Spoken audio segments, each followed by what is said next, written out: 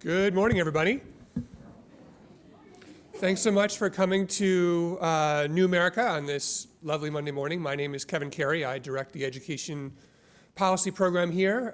Welcome to all of you and everyone watching out there on the internet. I'm very pleased to introduce the second annual Varying Degrees survey on American higher education.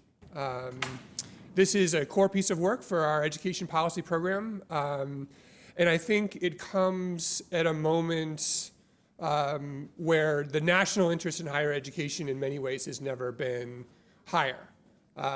We've seen over the last couple of years how the issue of college costs has become front and center, one of the defining issues in American domestic policy, and I think we'll continue to see that as we ramp up to the next presidential election and people start to put their agendas and plans on the table. We know it's been 10 years since the last federal reauthorization of the Higher Education Act, and the last one was 10 years before that, so 1998, 2008, and now here we are in 2018. We have legislation from the House of Representatives being put on the table. And while I think there's always probably a rational cause for pessimism when it comes to congressional action on legislation, nonetheless, it does feel like this is a time a couple times every generation where Congress comes together and really makes some of the foundational decisions that create the structure for everything that follows in higher education going forward. And we obviously live in a very political time, and there's been some interesting dialogue over the last year and a half about whether or not the partisan nature of the American political conversation is starting to bleed over into higher education, which historically has enjoyed broad bipartisan support. I would encourage everyone to really kind of dig into the findings. There's a new set of questions in the poll this year where we look very specifically at ideologically and party identification. And while perhaps unsurprisingly there are differences among people of different party persuasions about their ideas on how much the public ought to fund higher education, which I think just reflects kind of how ideologically differences are defined in the United States right now. There remains a very strong bipartisan commitment to higher education, particularly if you focus on the education part of it, and not some of the kind of larger cultural issues that higher education sometimes intersects with. Regardless of how people think about their politics, they really are very committed both to the idea of and the necessity of people going on to higher education for themselves, for their children, and they remain very supportive of the colleges and universities that they are most close to. So there really is just a wealth of information. You're going to hear some of it today. I hope you all have a chance to dig into the website, which has got a fantastic user interface where you can go and ask all the questions you want, and hopefully all the answers will be there. So now I'm going to turn it over to New America's Director of Higher Education, Amy Lightman, who will tell you more. Amy.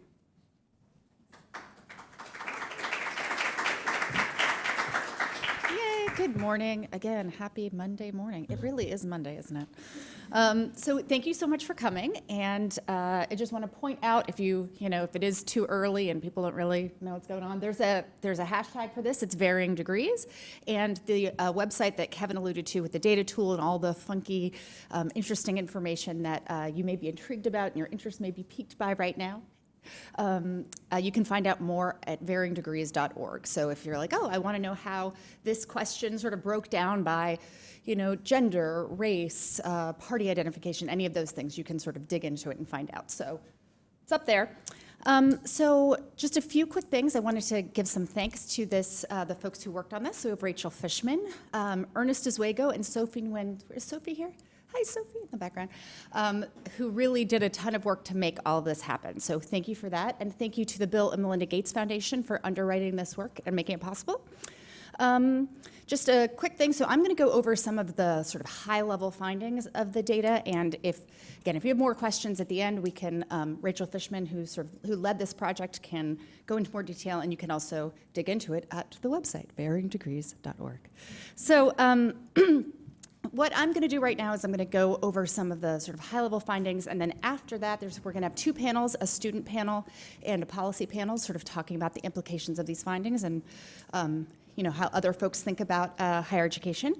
But what we're going to try to do today is, because it is a Monday morning and maybe everybody here is a morning person except for me, but I doubt that everybody's a morning person. But we're going to try to sort of mix things up a little bit, and we're going to ask you all many of the same questions that we asked the 1,600 respondents who we created the survey, or we conducted the survey with. So in a minute, I'm going to ask you to pull out your smartphones, and we're going to sort of set you up to do some in-time poll technology, something.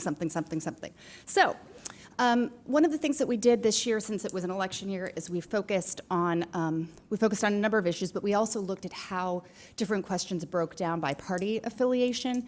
And so you'll see as we go through some of these questions where there are differences. There are actually a lot of places where there are not differences. So if there's a slide that doesn't talk about Democrats versus Republicans, it's because folks were pretty much on the same page. So getting to the nuts and bolts of the survey. So the survey, for those of you who are, who want all the in the weeds, if you have methodological questions, don't ask me, ask Rachel. But it was conducted between January 18th and February 8th of 2018. We sampled 1,000 adults ages 18 and over. We oversampled a few groups, African Americans, Hispanic Americans, Asian Americans, and North Carolinians, which, obviously. So in North Carolina, we chose because North Carolina is sort of a microcosm of sort of the changing America. It's a purple state. You have lots of different things in North Carolina like you have in sort of America at large. So we thought that would be an interesting place to dig into. We had a sample of 1,600 with a margin of error of plus or minus 4.3%. And again, this is a nationally representative survey, so we are pretty confident that it represents America. I want to find out if the audience represents America. I have some thoughts about whether or not that's the case. So this is pre sort of fancy technology, but we're going to use our hands for this. So how many of you in the audience have an associate degree? Okay, awesome. Oh, me too. Am I allowed to raise my hand, Rachel? Yay. Okay. And now keep your hands up if you until you don't have the degree that is listed. How many of you have a bachelor's degree? Wow, it's very representative. How many of you have a master's degree? Okay. Is everybody looking around and seeing lots and lots of hands are up? Okay. How many of you have a PhD or a professional doctorate? Wow, fancy. Eric, you have a PhD. I have a doctorate, professional doctorate, and a JD. I do not. Oh, very, very nice. Okay, all right, thank you. And I'm just going to call out random people in the audience. Okay, great. So this is probably very close to the American experience. Do we think that that's the case? Probably not. Okay, so just showing you how you compare to the folks who we surveyed. So we had associate degree, 11%. There were like 3 of us, right? Bachelor's degree, 25%. This looked a whole lot closer to 100% to me. Postgraduate degree, 18%. Wait, can we do that one again? Who has some sort of postgraduate degree? Okay, 18%. Okay, and then 43% of the people who we surveyed did not have a college credential at all, which did not seem reflective of this room. So, okay, so we know we're a self-selective group, and that's fine. I mean, you're coming to an event on a Monday morning about higher education in America, so that is not surprising. But, okay, that just gives us some context. So now, if you could pull out your phones, we're going to use Poll Anywhere. So this is just going to set it up. So if you could text New America Ed, it doesn't matter if it's not case sensitive, to 22333, then hit enter. It should tell you when you join the poll.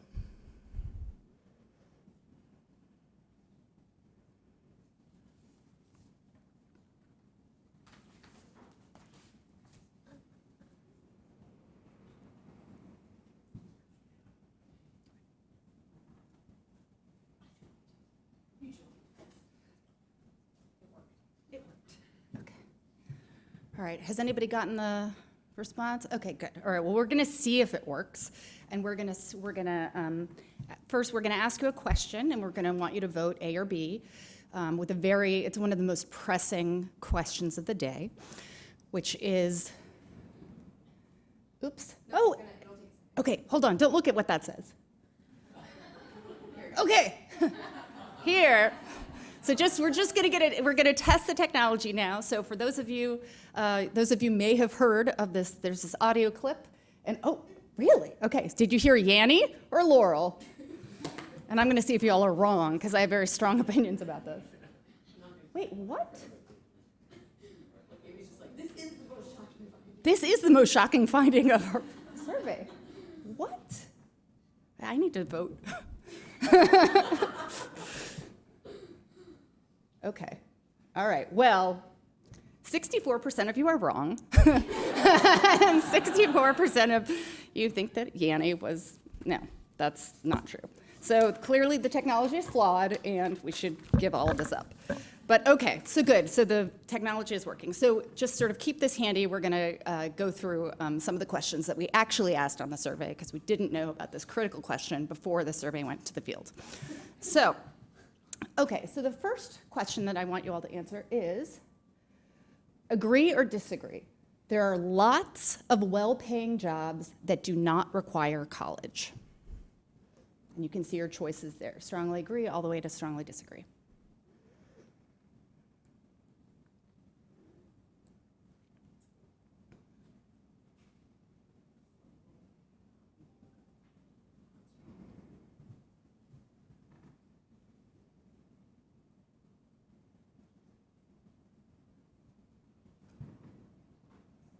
Okay, all right, it's looking like we're getting some final, oh, someone's like, I don't know, neither.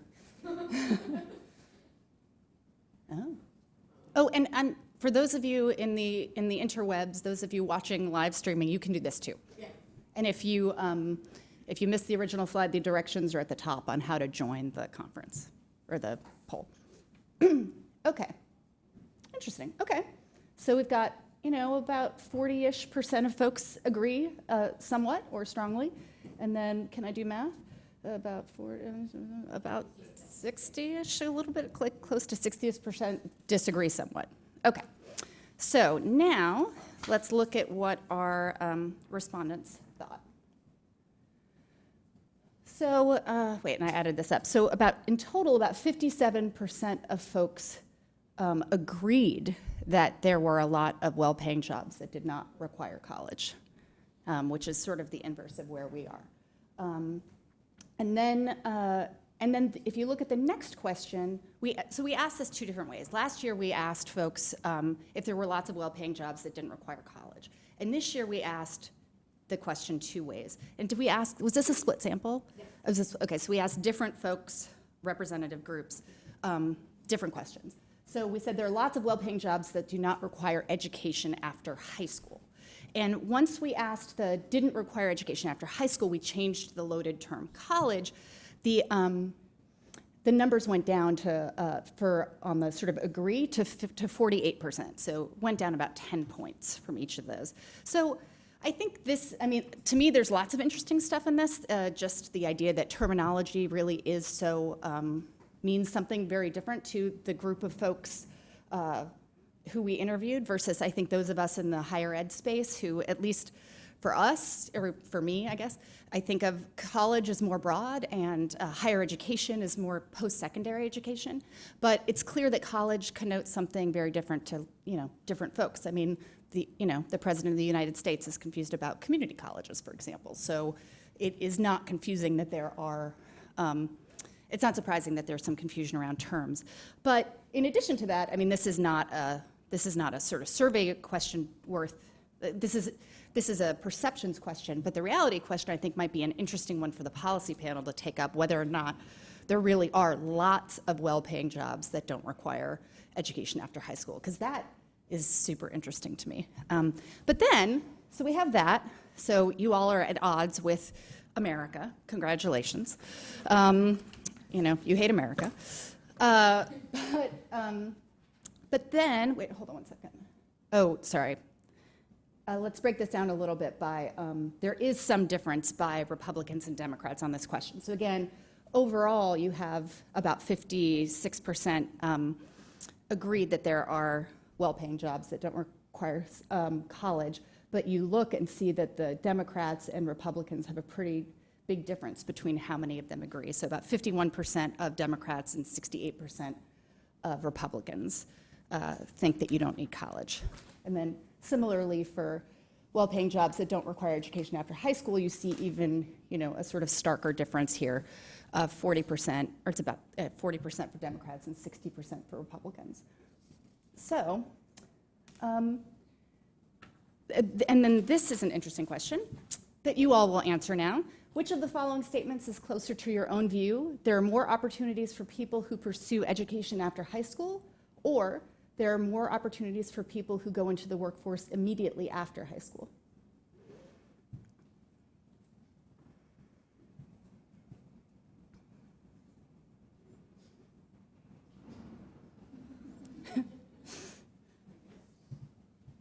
Okay, all right, someone's like, I'm gonna add that number there.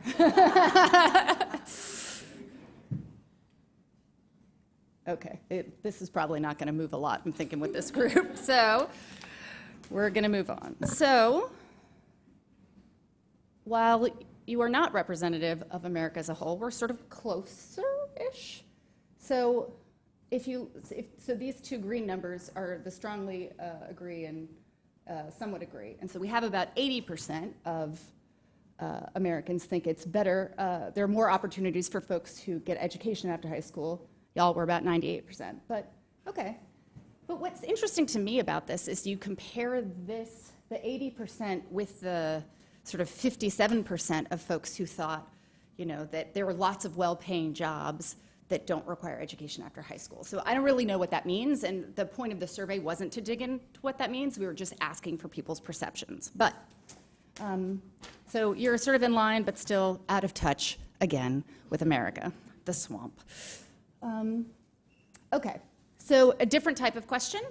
Agree or disagree? Higher education in America is fine how it is.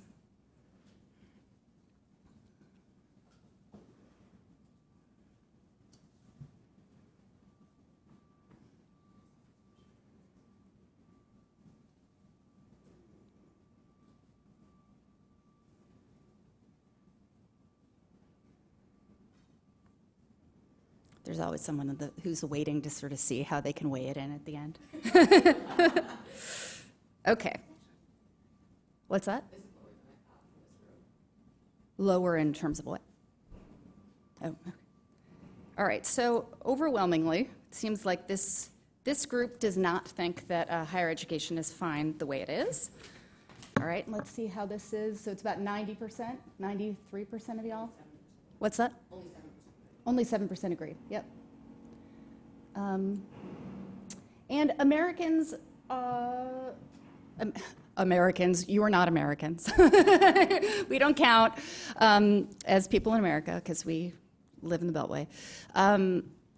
So only one in four people think that higher education is fine the way it is. So not in terms of the broad population, people do not think it's fine. 75% of folks think it is not fine the way it is. So you all are more extreme, but the tendency is the same. Like, folks are dissatisfied with it. And if you'll see here that we don't break this out by Republicans and Democrats, and that's because they're basically the same on this question. So they're like, nope, not fine the way it is. And we didn't get into, we didn't do focus groups on these. They really were just asking folks questions. But when in other questions we asked about higher education, basically the top reason the Republicans and Democrats gave for higher education not being fine the way it is wouldn't be surprising, shouldn't be surprising, is that it's not affordable or accessible. So affordability and access issues are the main concerns. Okay, next question. Which of the following statements is closer to your point of view regarding funding for higher education?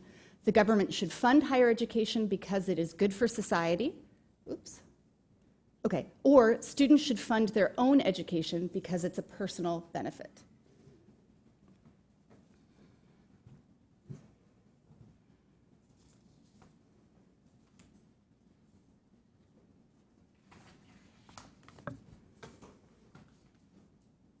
Also, this is very shocking to me with this group of people. Okay. All right, so overwhelmingly, 93% of you all think government should fund higher education because it's good for society. And our broader sample was about 60% of folks thought that, compared with 27% who say students should fund it because it's a personal benefit. And here's where we look out and we see, you may or may not be surprised to know that there are some party differences in how this splits out. So Democrats are, what did I add this one up? Somebody add those green ones up. 75. Thanks, 77%. Think that the government should fund higher ed because it's good for society versus, what are those numbers down there? 30. Thanks. Look at all the higher education in this room, all the math that can be done. But it's all actually, if you add, it's the gray one too. Rachel, do we add that? The grayish one is part of the gray-green one? No, we kept it out. Okay, so it's just those ones. Okay, yeah. The gray is people who offered both. The light gray. The dark light gray is people who refuse are people to who answer. refuse to answer the question the way that we asked it, and they said it's both. We didn't give them that choice, but they were a pain, and that reflected there. So that's interesting, right? And can give us some food for thought as we think about the policy environment we're in. But then again, just in the vein of people are complicated and contradictory, then we asked this question: I'm comfortable with my tax dollars supporting higher education. And you'll look and you'll see the strong majority of both Democrats and Republicans agree with that premise. And so there is a difference between Democrats and Republicans, but still a solid majority. I mean, so it's 85% of Democrats and 63% of Republicans are okay with their tax dollars supporting higher education. So, it's as we think about these questions sort of individually versus more broadly, I think when you put your money where your mouth is, like, am I willing to spend my money on this? It seems that higher education still enjoys pretty bipartisan support. So that's just a sort of high-level snapshot of some of the major findings of the survey. But there's, as I said, lots of great content to sort of dig into, which you can dig into at varyingdegrees.org. And all right, and I'm at time, right? Okay, great. So I'm going to introduce the person who's leading our next panel. So Eric Waldo, he's the moderator, and he is not only a doctor of law, but Dr. Waldo.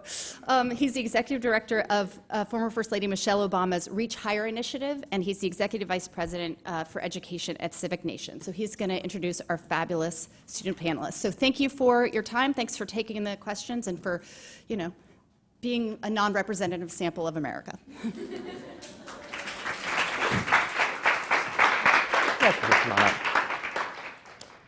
Good morning, everybody.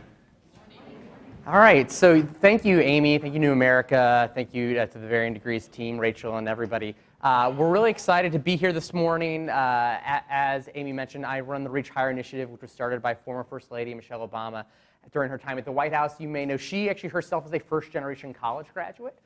So we started Reach Higher with the idea that we wanted to encourage young people, especially first-generation students, to pursue their education past high school, whether a 2-year degree, a 4-year degree, a community college, or certificate credential. And actually, we have a pretty great representative group here to talk about that. And I think what we want to do is really have a conversation. We're going to have a conversation for about 45 minutes. We're going to talk about these young people's experience currently in higher education and their views. We're going to open it up to you guys for questions. So as you're hearing some of these responses, if you're thinking about some of the data that you already saw, please have your questions ready because we'll have a Q&A at the end. And again, I think it's really critical. I'm so thrilled that New America did this work, but I think as people who work in the policy space thinking about higher ed, so often it's clear that we're talking in groups that look like this, right, that are not representative of the experience that people are having out in the country, that aren't representative of the educational experience that people are having, or the family or economic experience, which is a question we didn't ask to this room. But I would map based on the education profile of this group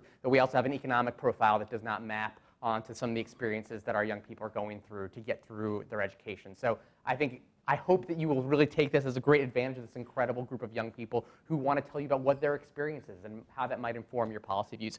So we're going to go ahead and get started. I actually would just like each of you guys to introduce yourselves. So to my immediate left, we have Ariel Ventura Lazo. Ariel, do you want to just tell your experience? I know you're a first-generation college student, college graduate. Do you want to tell us what your experience has been? How did you get to be, why are you on this panel? Well, a lot brought me to this panel. I am a first-generation American, first-generation college student as well. My mother was not afforded the opportunity to attend college or post-secondary education, and so she basically gave me every advantage that I have to this day. Let me see. I was a 1.6 GPA high school graduate, that's really low. I actually failed my senior year. In high school, I had to repeat it. I almost dropped out at that point when I found out that I was going to stay another semester. And eventually, I did graduate with that 1.6 GPA. I did what all of my friends were doing, which was transferring to the community college, given my GPA. And I did one semester at community college. At the same time, I was working full time. I wasn't mentally prepared, or I didn't have the aptitude to really take advantage of the opportunity that I had. And so I failed every class that I had that semester, dropped out. I took a 5-year hiatus. In that time, I also had, the semester after I dropped out, I also had a baby. I had a son. So I became a young parent, and I felt like I had to work. Like I said, I returned after 5 years because I just was not, with a high school education, it just was not enough. In the workforce, or there wasn't enough opportunities for me. And so I decided to return, more serious this time, had scholarship programs and support groups and everything they were all in my corner backing me up, just encouraging me to follow and pursue that post-secondary education. And my first semester back, I achieved my 4.0 GPA, and I figured out, like, man, this is really awesome. And, and so at that point, I started taking education just a little bit more serious. But it was still difficult. I had to obviously drop back hours on working, being employed. I had to drop back hours on that, which ultimately resulted in my family navigating a lot of social services, family services systems, up until just recently. And just last year, it's interesting you said, who here has their associate's degree? Last year on Mother's Day, my wife and I, we walked across the stage with our children watching as they saw their parents received their first college degree for each of their families. My wife as well, she's a first-generation American. And so I think that we really just changed the trajectory of our family going forward, because our kids got to see their parents walk across at least some stage, and we're still pursuing our bachelor's currently right now. I'm at George Mason University. Awesome. Well, thank you. Welcome to the panel. Next, we have Orhan Patel. Orhan is actually finishing an apprentice program and has also sort of a community college to traditional college story. Orhan, tell us why you're here. What's been your journey? Yeah, so when I graduated high school, I did graduate with a 3.6. Going to a 4-year university was an option for me, and that's what I was planning to do. Same with both of my parents. They have their bachelors, and that's what they want me to do.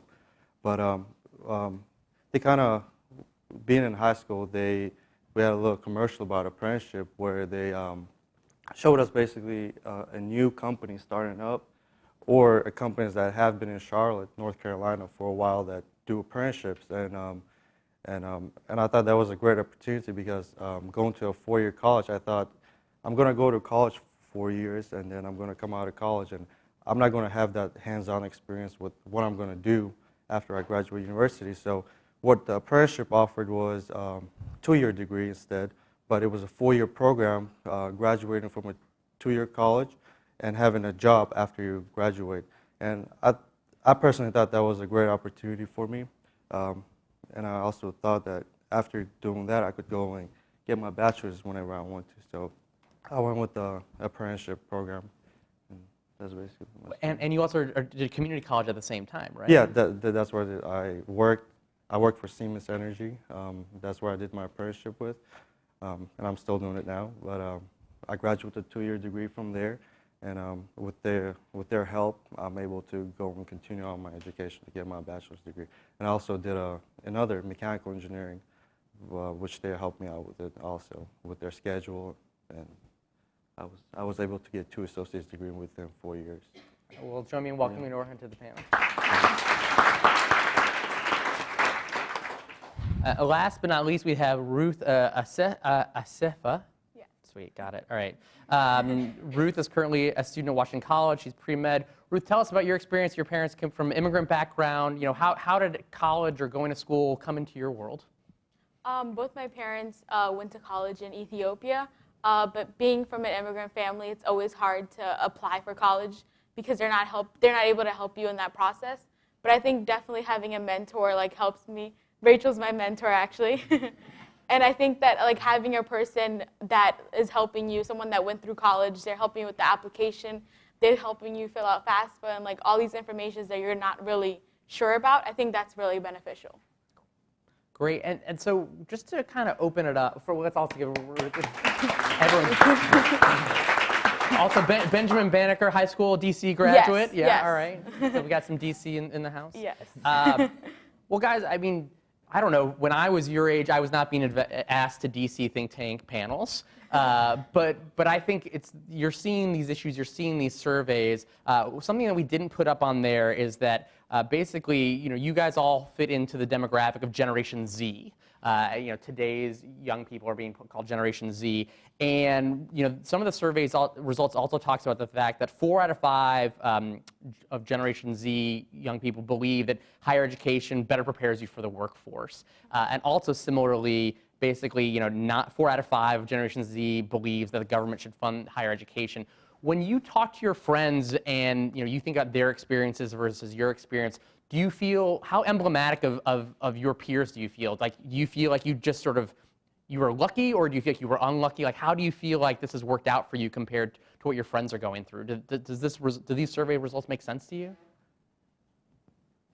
I feel like they do. I mean, if I feel blessed in everything, all the opportunities granted to me, just from being a parent in school, just a working adult in school, that can be a very difficult thing to manage. I mean, being a traditional student is hard enough as it is. Being a non-traditional first generation that's something else.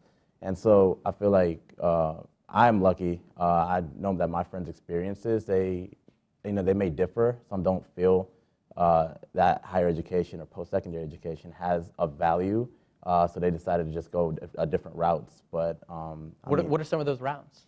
Just going to the workforce, or joining pyramid schemes. Oh. We do not endorse that here.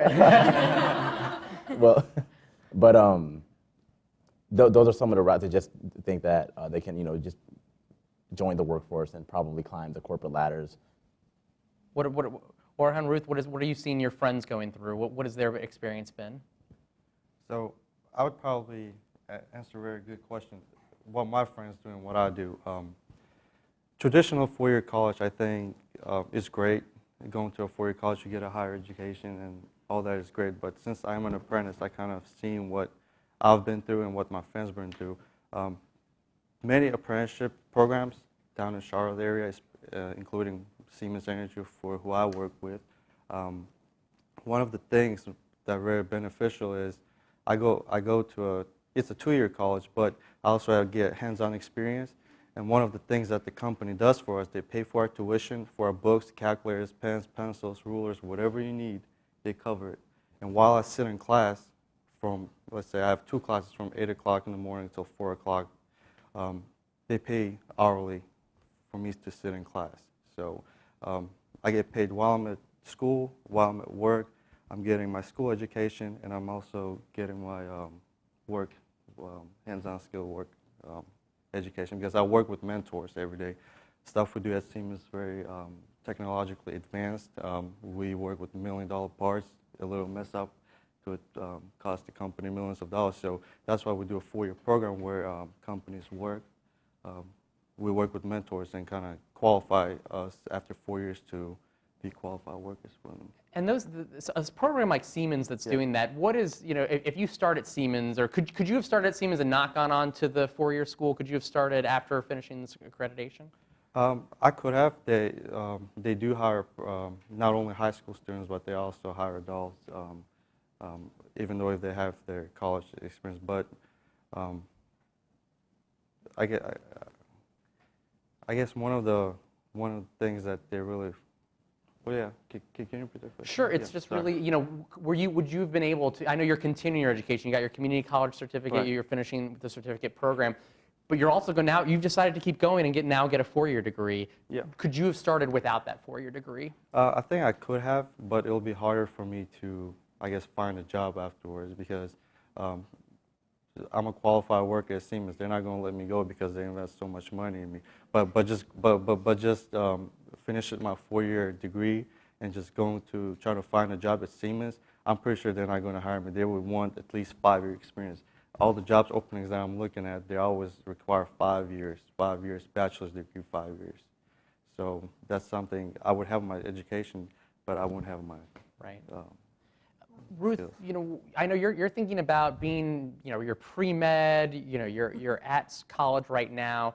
You talked about being that immigrant experience, doing things like the FAFSA. Did you find that your high school experience prepared you for that? Were you ready? And then same question, what do you think, when you talk to your peers, are they sort of like, oh, this is terrible, we're happy about our college experience? What are they feeling and thinking? I think that I personally went to Benjamin Banneker Academic High School, so we have like 100% graduation rate, so it's very prepared us for college.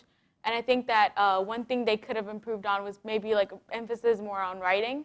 But I think that what was the second part, sorry? It's sort of really to think about, what's been the experience when you think about how they're valuing their education. Do they feel like they know why they're in college? Mm-hmm. Or do they feel like, you have a purpose that you're trying to get a medical degree? Do you feel like your peers know what they want out of their education? I think that definitely coming from that school, most of my peers are from Banneker, and I think that they really take their education seriously. Great. So, just to take it back to your area, like you talked about yourself as a non-traditional student, but I would actually tell you we now have more data showing that your experience is actually more common. What we think of today, maybe people think, oh, everyone's just going to be 18 years old and just graduate from high school and going to sit and stay at a college. But actually, the Gates Foundation that funded some of this research has done surveys to show that more and more people are actually non-traditional students, that people are working while they're in college. People, may have a family that they're taking care of. So, do you feel like you talked about having to navigate the social services experience? Did your college understand that? Like, were they able to help you do that, or did you have to sort of figure it out on your own? I feel like my community college, they were open and they have a lot of resources available on their campuses because they're a community college, so they're more prone to that. At a community college level, I did see a lot of supports. They had programs for a lot of non-traditional students, including older students that were career shifting at the age of 50, 55. So they had programs and supports for every kind of student. It's very diverse. But at the university level, I see that it's a little bit different. I just transferred last fall, and I see that it's a little bit more difficult to navigate. They're geared more towards traditional students per se, and it's a little bit more difficult to kind of see the exposure that they get for the services. But at the community college level, I would say that, yeah, they were. So what would be your piece of advice to the college for how they could better support students like you? For the university, just provide funding for different clubs, organizations, programs, and just bring attention to it, because at the university, I just really don't see it. So give us like an example. You talked about you've got 2 young kids at home. Your wife also is a first-generation student. Like, what's a day-to-day challenge that you had that you feel like the university just didn't understand? Maybe there's like too many to name. Yeah. Well, for example, one, just getting here this morning. Traffic is insane. But no matter where you go in this area, traffic's always insane. So No, but public transportation, getting to school. getting to school is a big obstacle. I think housing was a very difficult obstacle that we just this past year figured it out. And Say a little bit more about that. so housing, basically, my wife and I, we were living at my mom's house for a long time. Then we moved out and moved to nearby Woodbridge. It's about maybe 30, 40 minutes from here, which is further out, but it's cheaper. And we rented a basement there. And one of the supports that we actually looked into, there's like a income tax property program that they have in Lorton, Virginia, which is not too far from here, which is just reduced rental rates. They pretty much have a price ceiling on how high the rent could be for certain level income families. And so we were able to manage to get into one of those, and I think it's about $500 less than what the average rent would be. for the area, but we were able to manage to land in that spot, which was awesome. But we were looking for the last, I'd say, 5 or 6 years. It was just not happening. And you know, at the time when we would have qualified for like Section 8, back when my son was born in 2010, the lists were closed for years. They weren't going to open up for an expected another 5 to 10 years, and it's just never happening in this area. So housing is really difficult for low-income families here. All right, so we talked about housing, we talked about transportation. What about the food side? I think you're Yeah, not just- on the That on the meal plan. That was the very next thing. And so we also had supplemental SNAP. SNAP, yep. SNAP.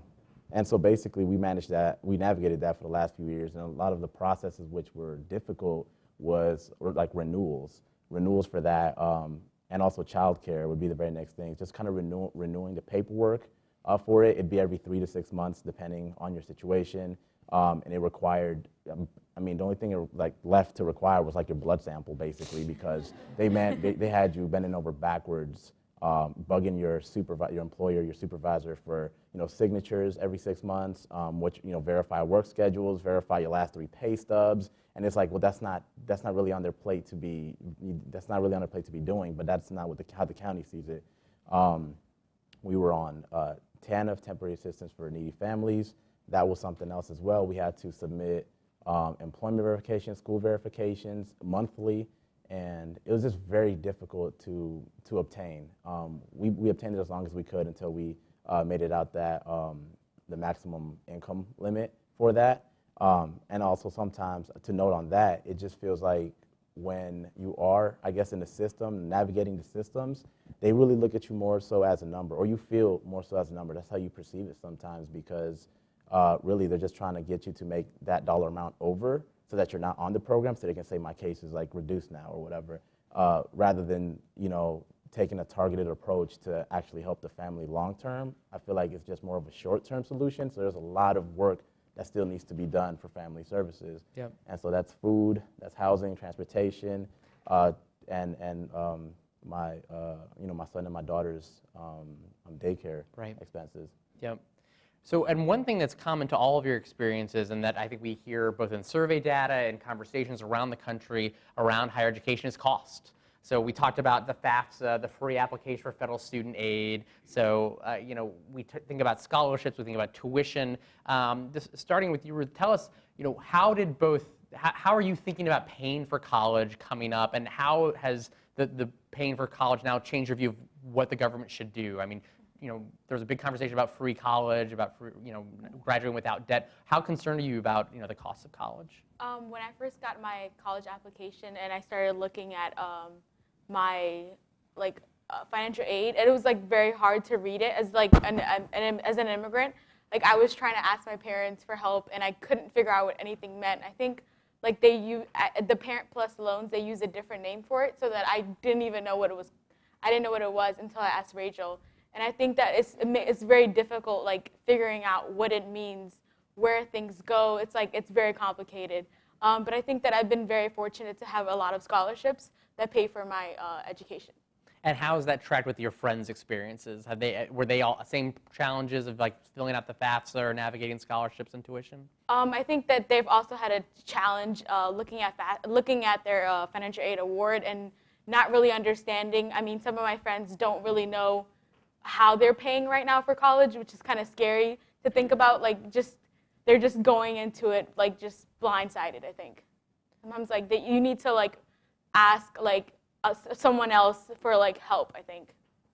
Orhan, how have you thought about the paying for school? Was Siemens helping, or how did you think about the financial side of college? Yeah, so well, after graduating high school, that's one of the things I was looking at, different universities and how much it costs for living and tuition and all that stuff. It was really expensive, and with me and my family, I did not qualify for financial aid or anything, even though I did fill it up.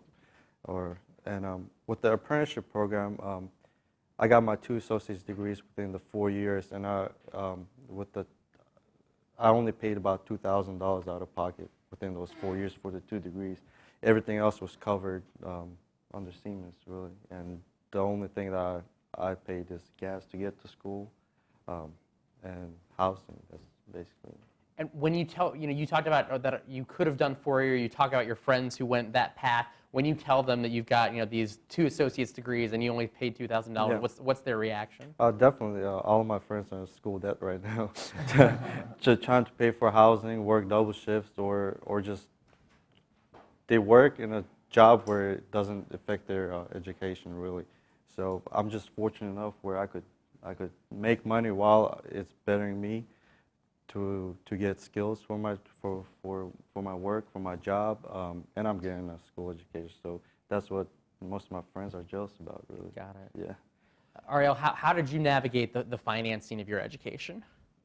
So my route after high school, when Ruth was mentioning, was that it's like the whole financial aid process can be very difficult or overwhelming, especially being first generation, just because you really don't know what you're doing. And so my first time around, I was pretty much handheld through high school to get into that first, transfer over to my community college. But then after that 5-year hiatus, I had to figure out how to redo that process all over again, which I still didn't know. When I finally decided to get back into school, it was because of a scholarship program for teen parents, actually based out here in DC. And so they basically helped me, sign up for the financial aid process, and I was able to pair the financial aid, the Pell Grant, with a scholarship, and then going forward, I ended up earning 5 more scholarships. I would apply for literally every scholarship that I was eligible for, and I just had the mentality that the worst I can say is no, and so that basically earned me 5 more scholarships, which is I've self-funded my education through the scholarships and the Pell Grant paired together, and so.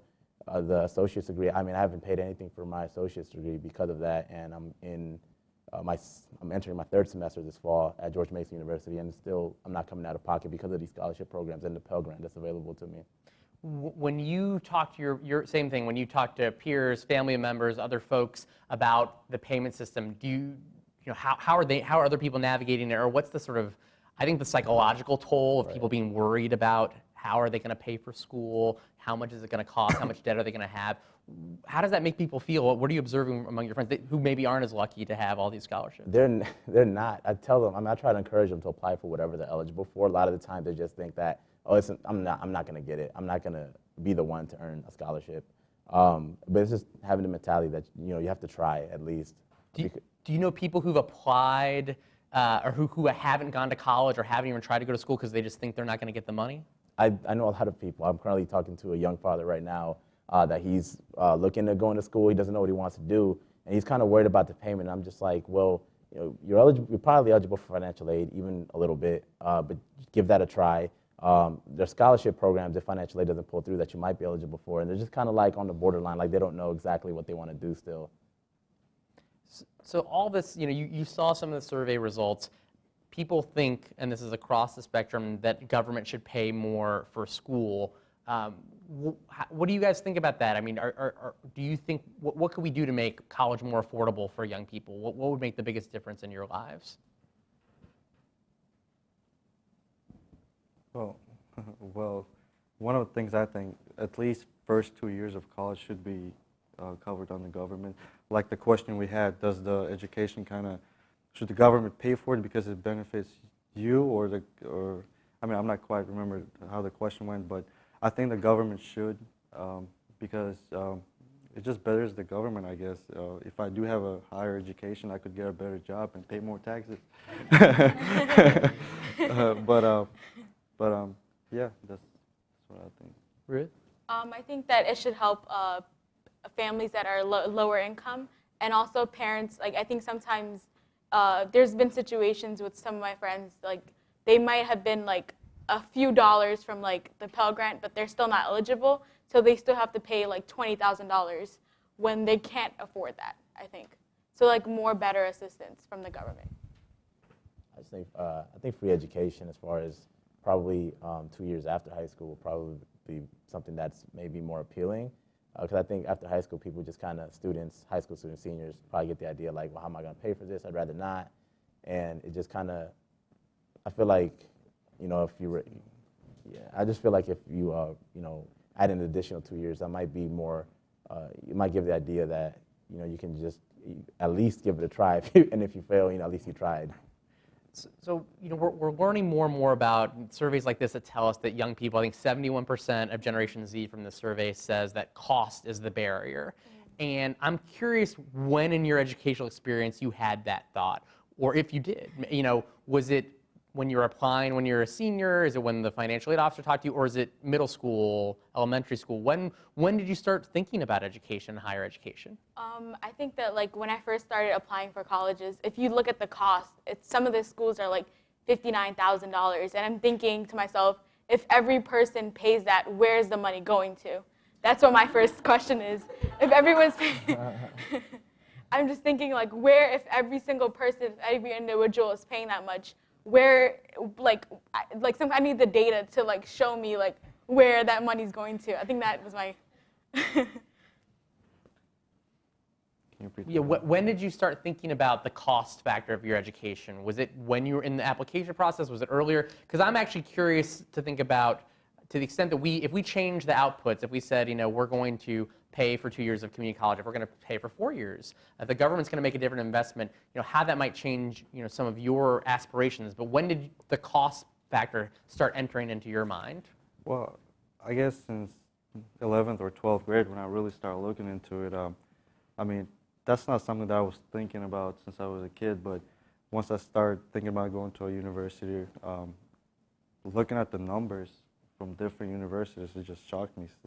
$7,000, $10,000. I mean, that's something that I personally can't afford just to go and do that without working really. So, in my high school years, that's where I started looking at it, and I was glad I found the apprenticeship program, like I said, which covered almost 98% of my expenses.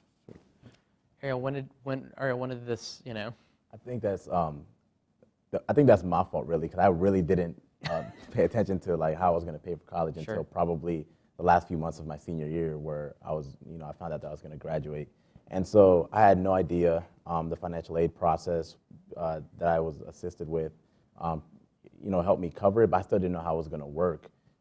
As far as it's more than just classes and tuition. It's the programs that you have to buy for certain classes, the textbooks, the transportation, how to get there. The time invested in going to school, not working. As well, that's a cost factor as well. And so I would say that would be my last year of high school. That's when I really started paying attention to it, and I had no idea how I would pay for it if it wasn't for financial aid. I'm looking at all these thousands of dollars per semester to go to school, and I'm just like, I don't know. I think about how much time folks like school counselors spend like trying to help and coach folks on the K-12 side. And then for a lot of students, you get to college and you're taken out of the big support network. There's maybe less support systems in the higher ed system. How have you found then once you got to college, how has the system itself supported you? Or how is it sort of you feel like you're on your own, or is there a good support system at your college to help, or at your university, at your apprenticeship program to help you navigate what you want to do and how you're going to pay for things and problems that arise when you're in school? With my scholarship program, we meet together very, very frequently, and we also have like a coordinator who helps us like individually. And I think having that support system is very important, especially like especially from an immigrant family. You're having, this is like your first time being alone, and I think having that tight-knit like community is very important. And also like I think it's very important to have like writing centers. We have in my school we have like a lot of different programs. We have peer tutors and all those like resources that I think it would help a student that's first time coming to college. Orhan, what are the support systems like at your school? Well, I would say that in my high school, I said I didn't get much support. Okay. Where the teachers would be, the teachers would say, hey, you need to do well to get into a good college. You need to keep up. But I haven't had a counselor sit with me and do all that stuff, unless you, of course, go to the counselor yourself. But I think that's the high school. They should be more involved. But when I got into college, I don't know, maybe it's just personally me, my counselor, but every semester he would email us, sit down with me, talk about what's going on, if I need any help. I think college, it was very, very involved. So you had a more supportive experience once you got college, to your college program. Yeah. I also had more of a supportive experience when I entered community college. They had this program, it was called the Adult Career Pathways Program. And it involved a lot of thorough case management. They would assess. Actually, my advisor, counselor, was my wife and my advisor, and so she really was familiar with our situation, being young parents, and just kind of also being aware of the additional supports that we might need. And whenever we needed anything, she knew what to do for us. She worked with us throughout the whole process. We had a car breakdown, and she suggested, it was called at the time the Working Student Success Network, which is now called the Financial Stability Program. And they basically provide financial budgeting, sessions. They have emergency grants, which we actually each utilized throughout the process because our car broke down various times while we were in school, and we needed to get to those doctor's appointments. We needed to get to class. We needed to get to work, and everything just needed to work out for it to be okay and just be able to make it. And just having that thorough case management with that program at the community college, they helped us get through it. I don't think if it was for them, I still think either we'd be there or we would have probably had dropped out. And can I ask, those emergency grants, like was it you had to apply for each time, or was it just sort of like a $500 cap, or how did that work? It was a $500 cap. You're absolutely right, and you do have to apply for it each time, and we'll go through the process. It has to be considered. It has to be obviously deemed an emergency, which it was each time. And they were able to provide that, but then also the scholarship program that I'm in also has an emergency grant as well, up to $1,000 per year for each scholar. And so I was able, one semester, which was last year, my final semester, my car broke down. My engine just blew up on the highway on 495. And I was that guy causing traffic, so I apologize if you were there that morning. I was in the middle of the highway, and my engine blew up. And I was just there, and a state trooper came and pushed my vehicle. It was really awkward. And anyways, I needed to get my engine, I needed to get my engine fixed or whatever happened to it, and it ended up costing a lot, and I paired up the scholarship program's emergency grant with the Working Student Success Network's emergency grant. They were able to provide me a larger amount in order to get my car fixed. That's such a good thing to hear about, because I think the research indicates that people are dropping out of college for fees that's $500 or less. That's usually what leads someone to drop out. Too many places don't have emergency funds, or you find out that a young person doesn't know how to navigate that. And so they often say, well, now I can't get to school anymore. I can't pay for this bill. How am I going to do this? So that's a really encouraging program to hear about. Can I just ask you guys, I feel like part of the premise of this conversation, I really think, I obviously don't work at New America, but from my perch and the work that I do, is we're trying to get young people to believe in the value of education. And I think that more and more you see surveys. There was an op-ed in the New York Times a few weeks ago saying, there's this premise now that a lot of people are saying, well, college isn't for everyone, or higher education isn't for everyone. Sort of is college worth it? And when they say college, I think of that as past high school. When you hear people saying that maybe a higher education is not worth it, now that all of you are experiencing your higher education experience, you're seeing the difference in different ways. What would you tell those people who are writing these stories saying, I don't know if it's worth it for everyone? I think it can be a huge misconception for some people, because that was my misconception the first time I failed, and I think just failure it's really a prerequisite for success, and a lot of people don't see it that way the first time. And so that's when I came back and tried again. I failed my senior year in high school, and I came back. I failed my first semester in college, even though it took 5 years later. I came back and gave it another try. And so I thought that college wasn't for me at the time. Maybe I just wasn't ready for it. But then just kind of seeing, just kind of visualizing what the finish line might look like if I do finish college, that motivated me to get back in school. Orhan, what would you tell people who are saying, well, I don't know if college is worth it? I think college should be for everyone. Well, one of the main reasons, as me being a school student and working at the job, which is still like school because I am learning stuff as an apprentice at work. One of the things is I learned so many stuff at school that I would not learn at work, but also I'm learning so much stuff at work that I will not learn at school. And I think that's very important for people to understand that. School teaches you so much where you could apply at work, but if there's more apprenticeship stuff going on in the United States, I think that people would also benefit from that, learning from the two worlds. Ruth? I think that the question that you asked was, the question I have is, who motivated you to say that to potentially say that you're not going to be good in college? I think that having like good teachers early on and having that motivation, or your parents telling you that you're smart and that you can pursue, I think that has a big motivation on like people pursuing higher ed. Like, I'm pursuing this because my teachers in high school or middle school told me that I could do better. I think that having that, and a lot of times students, especially from lower income, I think they're always looking at the cost, and they always hear about a lot of horror stories about people having a lot of debt and not paying for it, and then they're looking at, the way that they're looking at it is, if I don't get an education, then I don't have to pay the debt. But what I would tell them is that if you get a good job, a potentially good job, you can start paying off those loans, and then that will potentially pay off. Right, it's still the best investment you can make in yourself. Yes, you're investing in yourself. Exactly.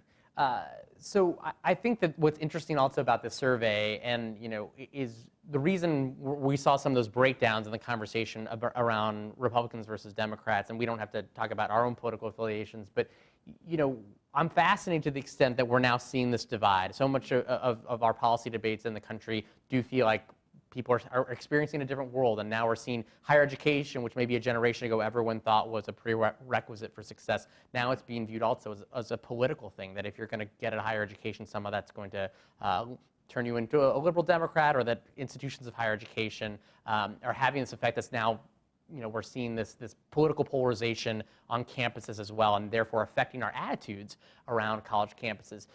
Has that been your experiences? Are you seeing that on your campuses, or when you see these stories that now, based on maybe your political parties, whether you value college, how does that make you feel?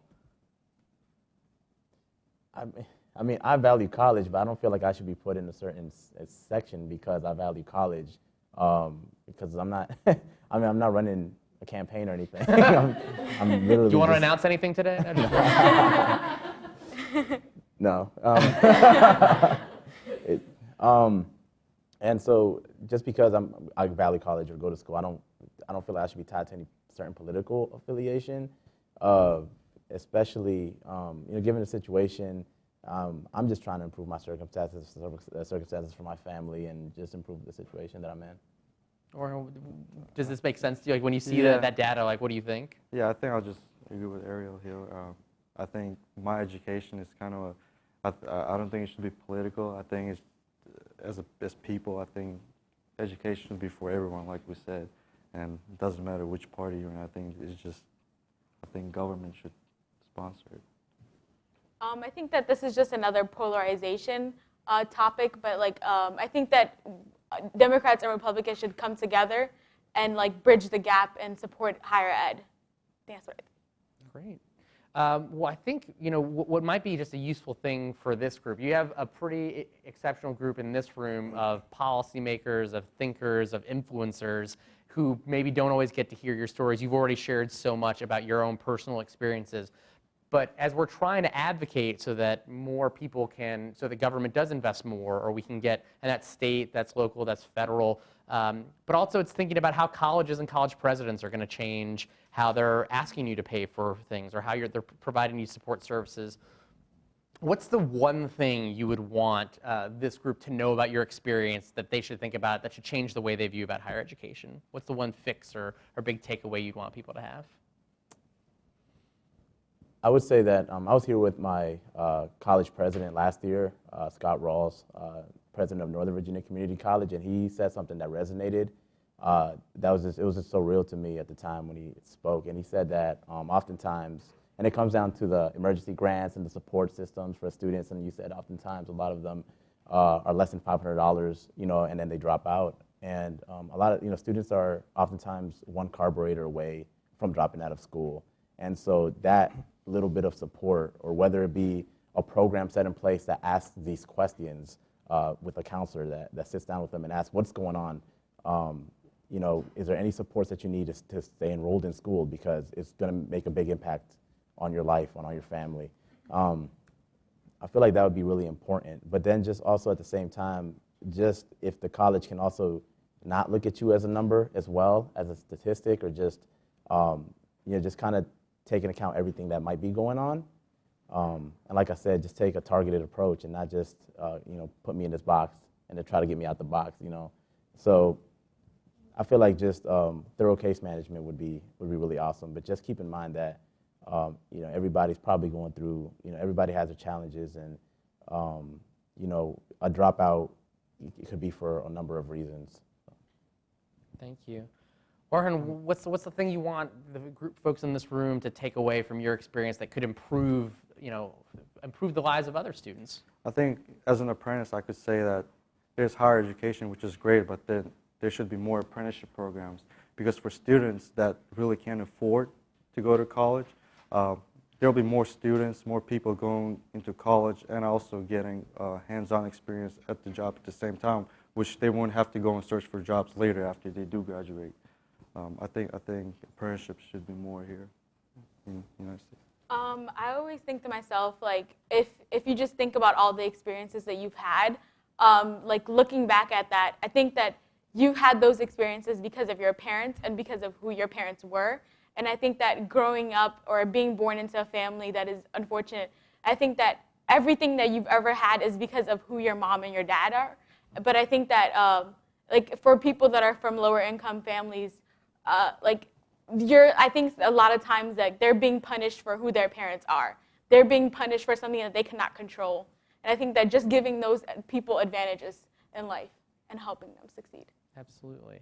Well, we're going to take a Q&A first, but first we go to Q&A. Can we just give our panel a big round of applause?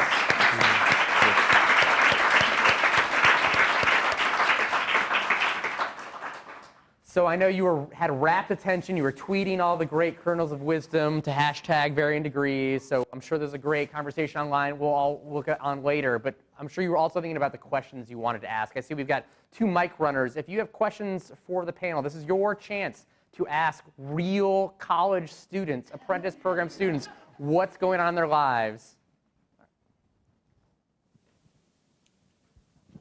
And can you just say your name and where you're from? I'm Elaine Weiss, and for about the past 6.5 years, I've run an education policy program focused on mostly K-12, and we're looking at all the intersections between poverty and race and education, and advocate for a very schools to look comprehensively at kids, like all you guys are talking about, and for kids who are coming from families born with lots of disadvantages, lack of opportunity, lack of enrichment, systems of education that marry communities and schools so that we can wrap supports around kids and figure out what do you need.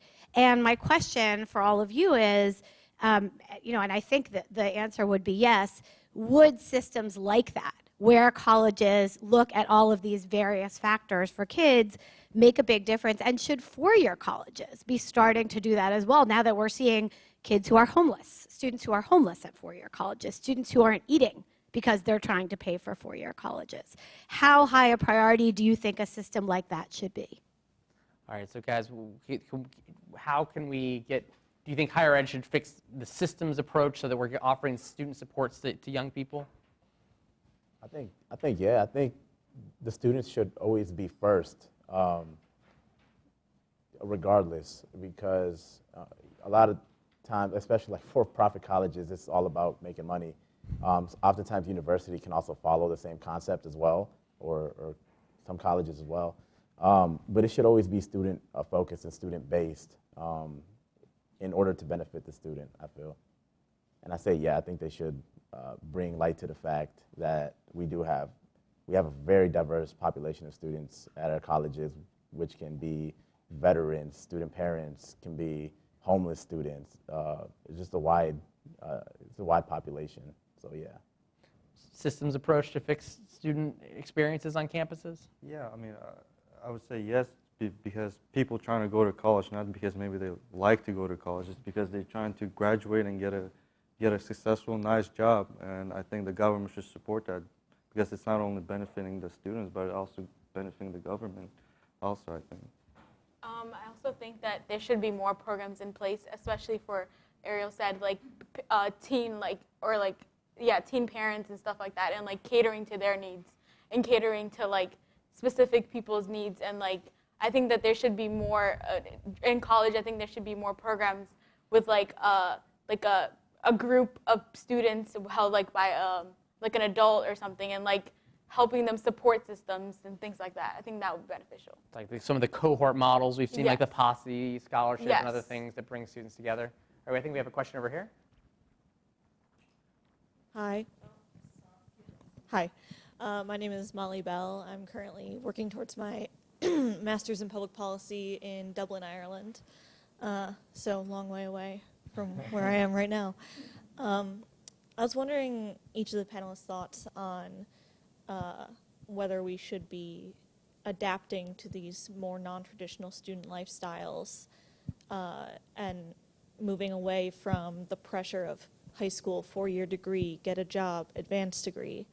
My brother personally is going to be a non-traditional student and got work experience in a field and was able to learn more about what he wanted to do. I think that's just an invaluable experience that we've heard some about on the panel. So kind of what's your thoughts on moving towards a non-traditional model of support for different types of learning? I don't think take the pressure away from the traditional students. I just think, why can't we have both? Why can't all these populations benefit, non-traditional and traditional students as well? Yeah, I think I agree with Ariel. It should be both. Like, I'm a good example of a non-traditional student where I didn't go to college and then find a job. I'm working and I'm going to school at the same time. I'm going to school for a career that I'm already doing. So I think it's benefiting me a lot. I think that America is starting to be more diverse, so why don't we cater to that? And I think what I think is interesting, something in some of these responses as well, is that I think there is this conception that that somehow taking care of non-traditional students will end up in this deficit model. And I think what I've seen really some good examples of also what's happening I think universities that are doing this really well, both whether you're at a community college, whether you're at a 4-year, or you're private, a state school. I think about folks like Dan Porterfield, the president of Franklin and Marshall, who I think is really one of the more forward-thinking college presidents in this capacity. And when he's changing support networks and increasing the percentage of Pell-eligible kids at a campus like that, it's not because it's not sort of charity. It's actually increasing the strength of that community. And I think that colleges that do this well, that serve their community well, I think it's also not just that we ought to do it, but actually that it's going to increase the vibrancy of that community and make for more students who meet people who are different than them, communities that create stronger linkages among themselves, and I think has a lot of positive benefits. I think we have a question over here. Hi, good morning. I'm Leticia Bustillos with the Campaign for College Opportunity. I wanted to continue with the thread on support services. And Ruth, your comment about your mentorship was really striking about you were able just to pick up the phone, call up Rachel, and ask her a question. And so I'm curious to know, was this your mentorship, the mentor that you have, is that because of a sponsored college program that you were a part of, or is it something that you intuitively knew that you needed to seek out? Because there's a lot of students that I don't think would naturally think about, oh, I should go find a mentor. How do I do that? And don't really have the steps to go about and do it. So I'm curious how you did that. So it was through I think it's a nonprofit organization. It's called Capital Programs for Education. So what the program does is that it pairs high school students to potential mentors, and they just pair them up. Yeah. And so if I can add to that, the scholarship program that I'm in is catered to teen parents' college completion, and they pretty much kind of do the same thing. They provide financial assistance, community college level, $1,200 a year on top of their Pell Grant. At the university level, 4-year college is $2,400 a year. It doubles up when you transfer over. But they also, I think that's a good piece, but the most important piece is the mentorship process that they have, because they pair you with a mentor as well that's going to be able to, they obviously understand your situation, and it's a nonprofit as well, and so they're self-funded, and they just run off of sponsorships. And also at my college, I also have a mentor, Lisa Moody, and I think that having a mentor is very crucial to succeeding in life. You're pro mentorships. First question over here. Hi, I'm Lindsay Teepee. I work here at New America, and I just had a question. I'm hearing you guys talk about your experiences is awesome, and I'm wondering, Ariel, you also talked about raising your 2 kids, and have you started thinking about what higher ed might look like for them? And I guess revisiting your question about the recent onslaught of articles around like, is higher ed for everyone? For your kids, are you thinking, yes, higher ed is for my kids? Or Better be. It better be, because I know, I mean, it's one of those cliche, if I can do it, you can do it. I know if I can do it. I know anybody can do it. I did not see college in my future, even at the high school level. It was like pie in the sky. My mother would always say, she migrated from El Salvador in the late 80s because there was a civil war out there. She came out here to give her future children an opportunity, which she did. And so I'm taking that to my advantage as much as I can now. And yeah, college is gonna definitely be for my children. I have thought about how that's gonna work out. My wife and I, we opened up a Virginia 529 for both of our children a few years back. Well, for my son a few years back and my daughter recently, because we know the cost of education it's only getting higher and higher, and it will be 15, 20 years down the road when they're ready to go. And so we do fund that monthly. Hopefully he's not a teen parent like myself, because there are supports as well for that. But what was the second part of your question? Okay. And I think I would like to tackle this question. I think that you can't be what you can't see. And I think that having role models in place, I think that really helps an individual see that they can also do what they're looking at. And especially like in terms of like race, having more black doctors, I think that would be like me looking at that would motivate me and say that I can do it also. Other questions out there? This is for Ariel, because you mentioned that you struggled in high school and your first year in college. And so I'm wondering if you or your spouse had to go into developmental classes, the kind of classes where you have to pay money, you have to take time, but you don't get credits. And what was that experience for you, and did it dissuade you from moving on?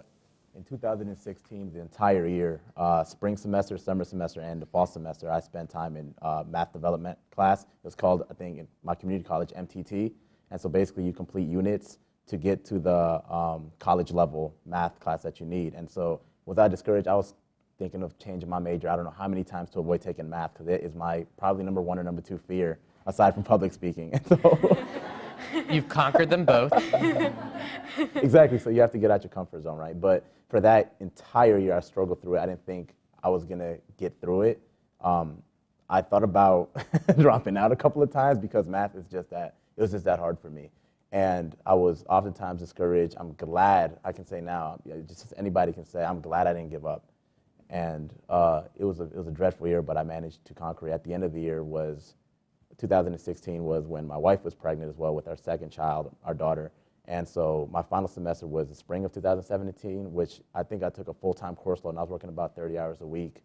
And I still remember coming into my 6:30 in the morning pre-calculus class, because it was my first, I was finally at college level math now in 2017, that first semester. And my daughter was born the day before, and I was in there with the hospital wristband taking my first exam, just wondering, like, what is this about? Like, but it was, long story short, I went through it, and I'm glad I did. Any final questions for the panel? Oh, we got another one. Good. Hi, good morning. William Gill with the Registrars and Admissions Officers. My question has to, as we mentioned earlier before, we have more non-traditional students now than we have traditional students. I know when I was I'm also first generation, when I was going to college, college was kind of seen as the rite of passage growing up. Kind of talk to more of you guys with this increase in non-traditional.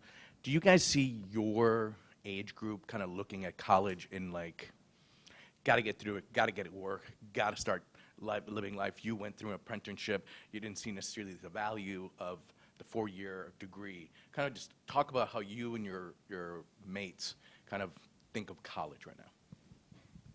I think I see a lot of benefit in 4-year college, because in August, this fall, I'm starting at university to continue on my 2-year degree to get my bachelor's. And like we said before, my friends, they struggled.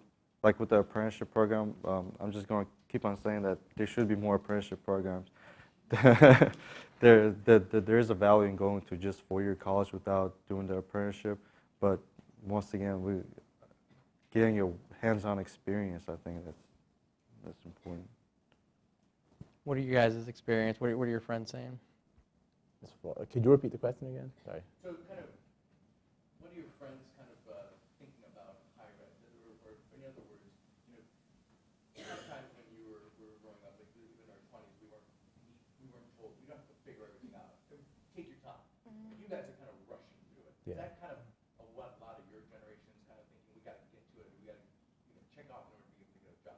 I think it's a pretty even divide. I think myself, I know a lot of students like myself, they want to get it out the way, knock it out, and hurry up and be employed given their situations. But I know a lot of my other friends that they don't see the value in it at all. They feel that college leaves them ill-prepared.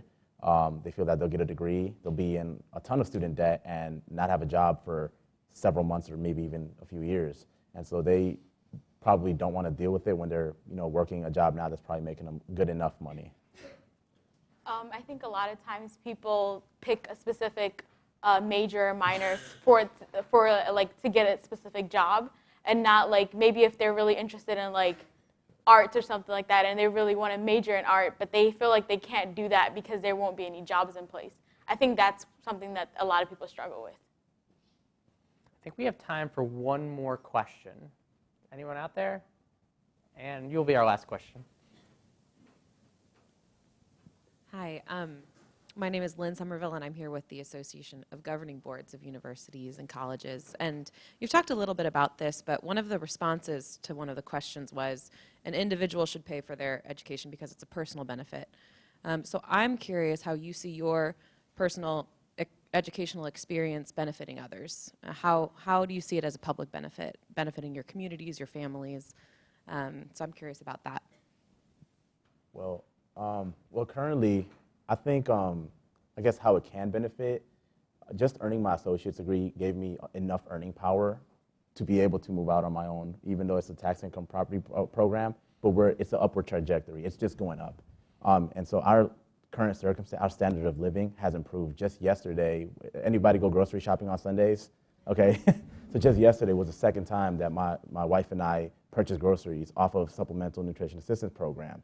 So it's a really big deal for us to be able to do that on our own, and for a lot of the families as well. And so currently right now, I work with Northern Virginia Community College, my college that I graduated from, and I work part-time with the Virginia Department of Health as a fatherhood facilitator. So I'm giving back, I feel, in the best way I possibly could, because I'm a professional at being a young parent. I'm a professional at navigating the system. I'm a professional going to school and trying to make something out of nothing. And that's how I'm giving back to these young parents, because the program is actually 16 to 24-year-olds expecting or young parents. And so that's how I'm contributing, I feel. I think if the first 2 years of college would be covered under government, I think that's a very good start for people that can't afford to go to college. And one of the things, I think it's just like get you started. And I'm guessing once you get your 2 years, you can easily find a good job, good paying job where you could continue your education. And I think that would be beneficial for you and your community and just income in general. I have a little sister, and so I think she's about to be a senior this upcoming year, and I think that me going to college is really going to motivate her to like pursue college too. All right, so I think you've heard from this incredible panel with some incredible insights. Thank you, guys.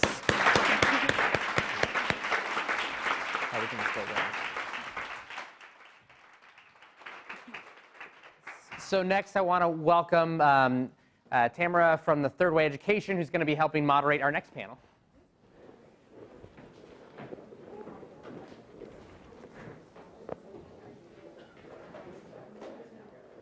Jihan, come on up. Where's Joe? Yeah, I hope not. I thought you couldn't do that. No. Okay. Okay. All right. All right. Yes, this is it. All right. I just can't move mine.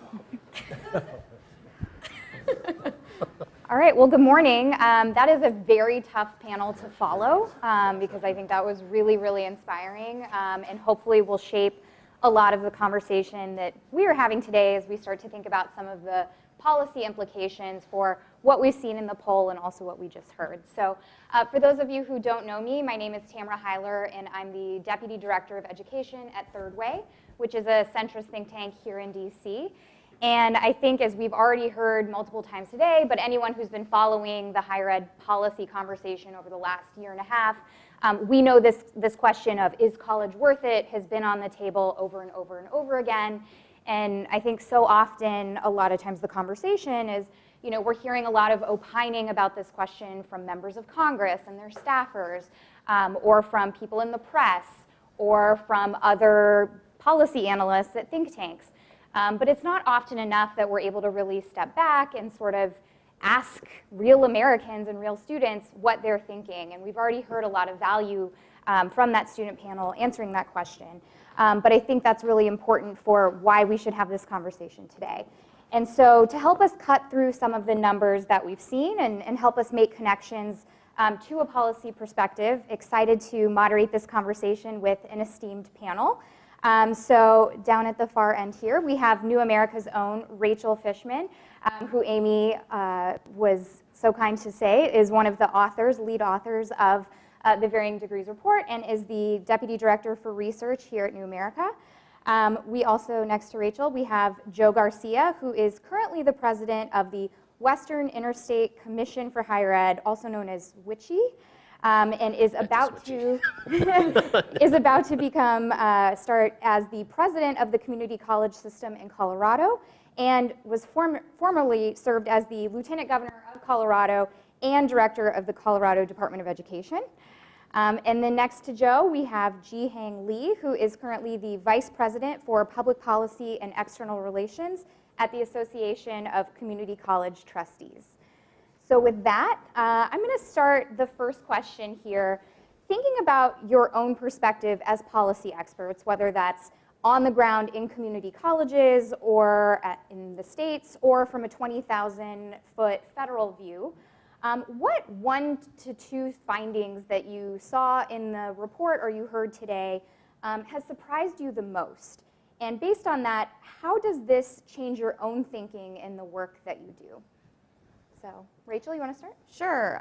So I think, and I know we're going to go over a lot of the Democrat-Republican findings, but I think as somebody who, this is the second year that we've done this work, in the first year we asked the question about is higher education a good for society, or is higher education more of a personal benefit, in a totally different way last year. So we just kind of asked in a very general, altruistic, is this good for society, is it a public good, or is this an individual good? This year, we really wanted to make people to realize what we were asking was, how should it be funded? So last year, we left the panel and I said, well, people think it's a public benefit, and so it should be funded this way. And then we decided to make that part of the question. So we really put it on the line and asked people about spending taxpayer dollars. Should the government spend taxpayer dollars because this is good for society, or should people front the money themselves because this is a personal benefit? And we saw more people believe that it is good for society, and so the government should fund it that way. And then we did see some interesting splits, which I'm sure we're going to get into on the panel today, that Republicans feel a little bit different about this, where in the majority they feel that it's a more of a personal benefit. But I think it is an improvement on the question last year, and really allows us to grapple with how people are viewing higher education and where the funding should come from. I was most surprised that people were as positive about higher education generally as they were. I mean, what we've been hearing from some of our political leaders, from the media, is that higher education can't be trusted and that it's not all that valuable. I was, in prepping, looking for an article I had read just a week or so ago that was entitled something like, "Why College Doesn't Matter Anymore." And so I punched that into my search engine, and I not only found that article, I found dozens of articles that said exactly that same thing, or posed that same question, and suggested that college doesn't matter, or that it's not worth the cost. And despite hearing that over and over from the media, the response to this poll said, yeah, it does matter.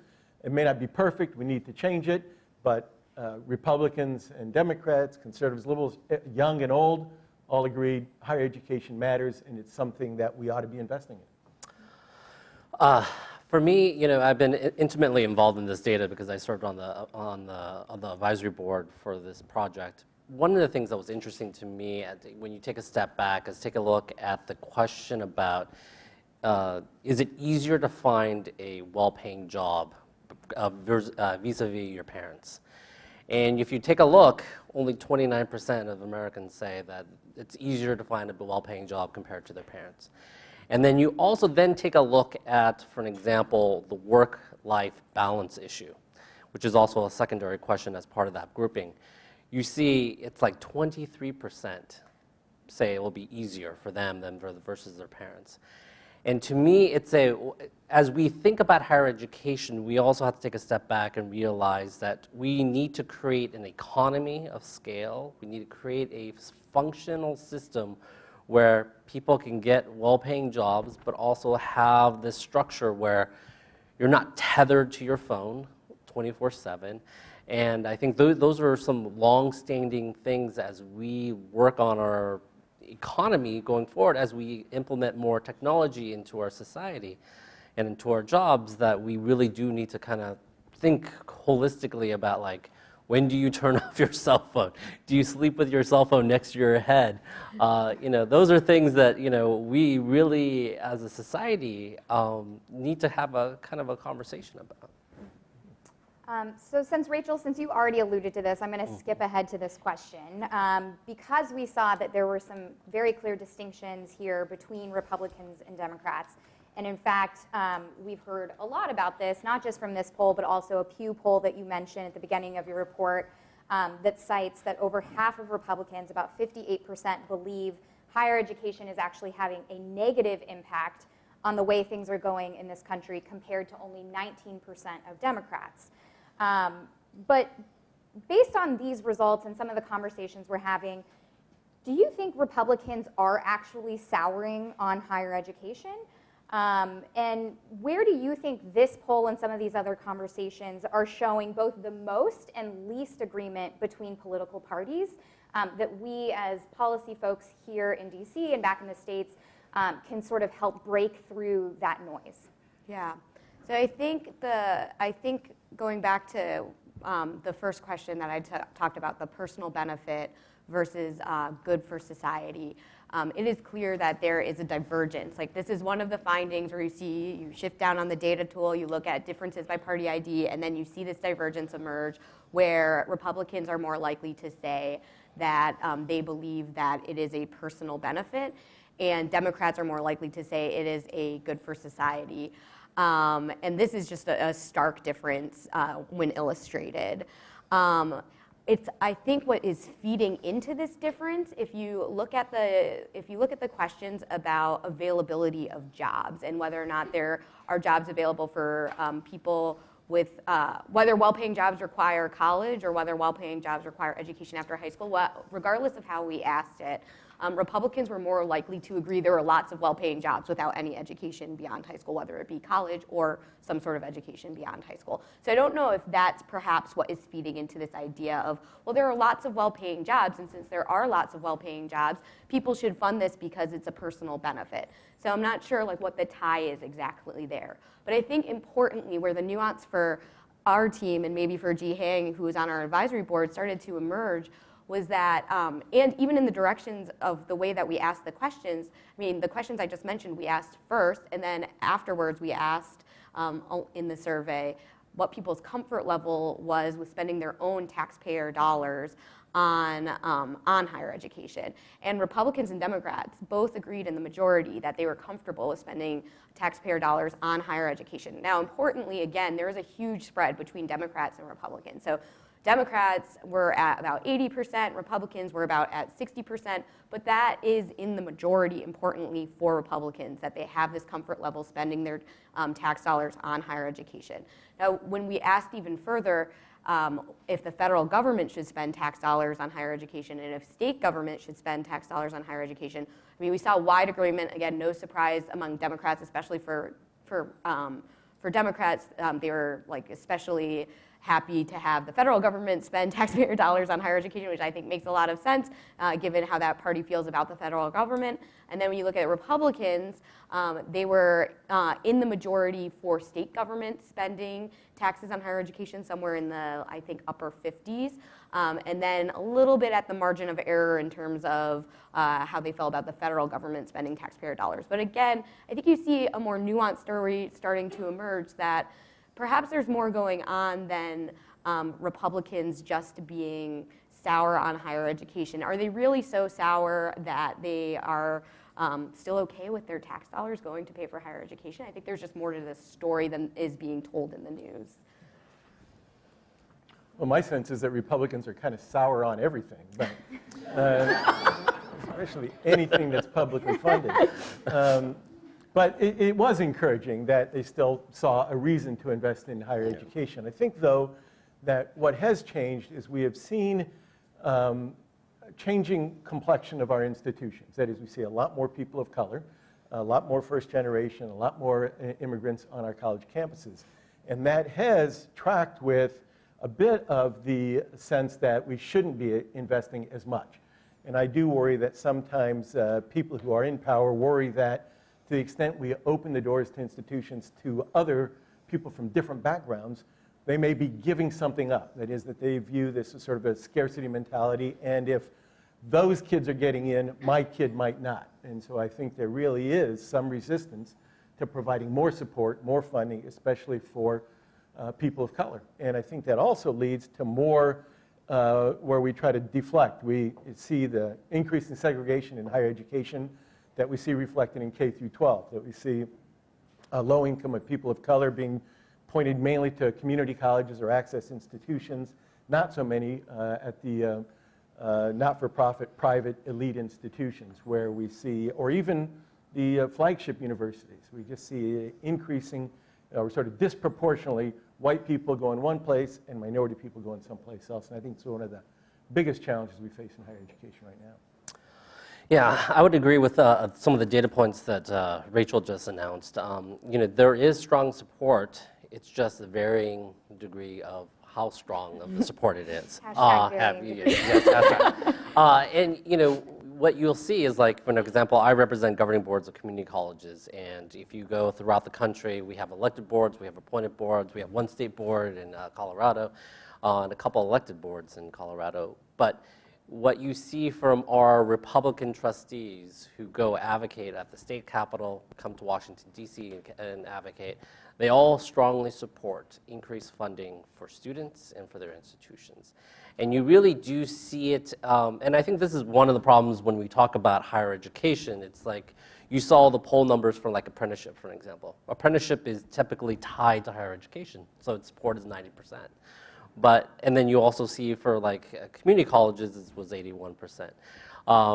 And then when you start meshing higher education globally, sometimes the concept of higher education kind of gets lost in what you perceive it. So one of the things that we had a speaker at one of our legislative summits a couple of years back, and we talked a little. He was talking a little bit about higher education. And he was talking about the disdain for higher education, and within the Republican Party, and he actually mentioned the fact that Rutgers University invited Condoleezza Rice to be a keynote speaker at this forum, and ultimately there was student uproar about inviting her, and then she stepped out, or long story short, this became a huge news story that appeared on Fox News for multiple days. And this strategist was essentially saying, like, this is what typical Americans, gravitate towards when they think about higher education, which was interesting to me as vis-a-vis like your personal experience on the campus, your children's experience, your co-workers' experience, that this kind of news story feeds into the, I guess the liberal monster that is higher education. But to me, that was just kind of an interesting segue into kind of how people perceive higher education. At least a segment of our population perceives higher education. And so I just leave it at that. It's like, this is one way we can kind of continue to educate the population about, the work that we do and the issues that we deal with on a constant basis. So just a quick follow-up then, do you guys think this is more of potentially a messaging issue, and that there are certain ways to talk about this that can cut through party lines more so than actual policy, in-depth policy discussions? Or do you think it's both? I think it's a messaging issue very much so, because when we talk about apprenticeships, people are really thinking about work. They think about preparing people for the workforce, and they support that. Everybody supports that. And when they talk about community colleges, they think about it as workforce prep, and they support that even if they don't want their own kids going to community colleges. They want somebody going there. And when this poll showed that while people may be a little bit skeptical about higher education, they trust their local institution. So it really, it's as a former politician, when we would tell any story, we always talked about putting a face on it. We didn't just talk about healthcare. We talked about, I was talking to Mary Smith, and she told me about her experience with the healthcare, so we put a face on it. So when we talk about higher education, we shouldn't talk about it in the abstract. We should talk about, at our local college, this is a challenge they face that could be alleviated with more public funding, and people can get behind that. So I think it is how we message and how we talk about an institution that people are familiar with versus this vast kind of nameless, faceless higher education universe.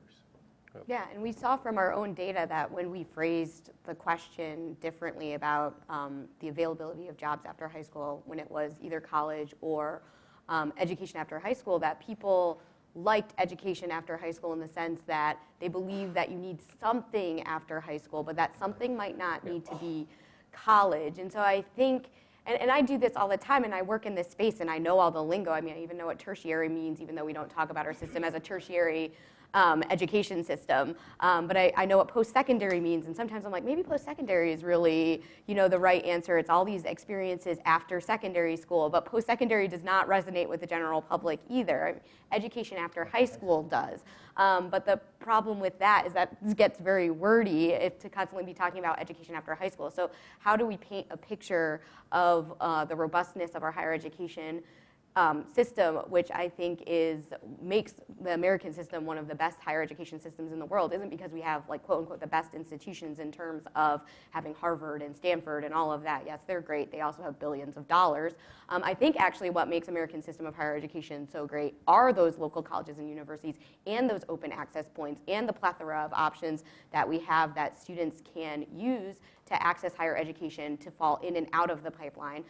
It sometimes makes it harder to make sure that students attain their credentials, but I do think that it's one of the unique factors that makes our higher education system great.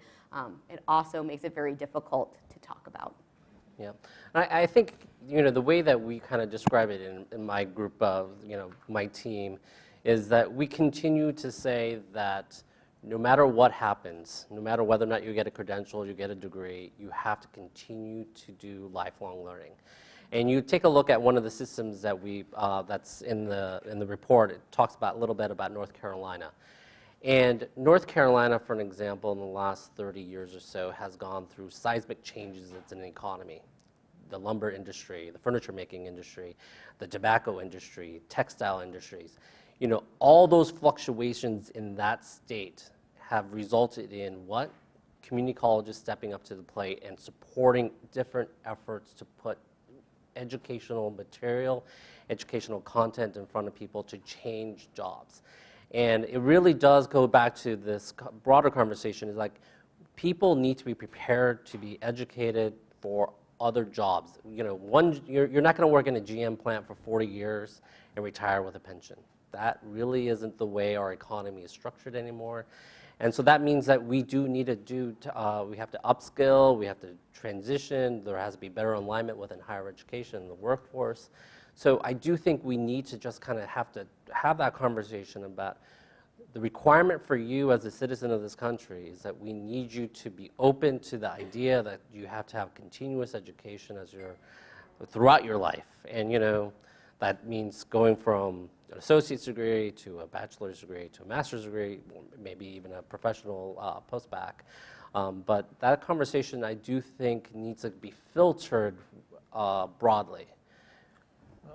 I would agree with G that we say we want people to be more open to that notion of lifelong learning, and yet we need our institutions to be more open to those people and provide the kind of support systems that Ariel talked about, which is there's got to be transportation issues covered, daycare issues covered. We can't just assume that if people have the right mindset that the system will work for them. It too often does not. It works for those students who are traditional students. So since this leads into this, and you already alluded to this number that the poll found is what I like to call it the Congress effect, where it's, people overwhelmingly dislike Congress, but then continue to vote for their own member of Congress over and over and over again. And it's very clear from this data that it looks like something similar is happening in higher education when it comes to overwhelmingly people thinking that the system needs to change, that it's broken, but then there being overwhelming support or having a positive view for institutions that are near them in their own backyards. So I'd like for you guys to dig a little bit deeper into why do you think this is happening, and how do you think this tension either helps or hurts our ability to advocate for the types of changes that you were just describing, where we'd like to see improvements that could lead to better student outcomes? Yeah, so I think that the genesis of this question, speaking as somebody who put together the survey questionnaires, over the summer we saw these data coming from Pew and Gallup that just showed this overall Republican souring on higher education. Now, we at the same time had a couple of focus groups in preparation to do this work with some students, some parents, to figure out what was going on with the higher education institutions located in their areas. And so we talked to students and parents in Denver, Colorado, and then we also talked to students and parents in Charlotte, North Carolina. And from those focus groups, we started the conversation very broadly about higher education, college degrees, how people think their college institutions are serving the nation, and people had all sorts of issues that they were bringing up with college overall, of higher education as an institution.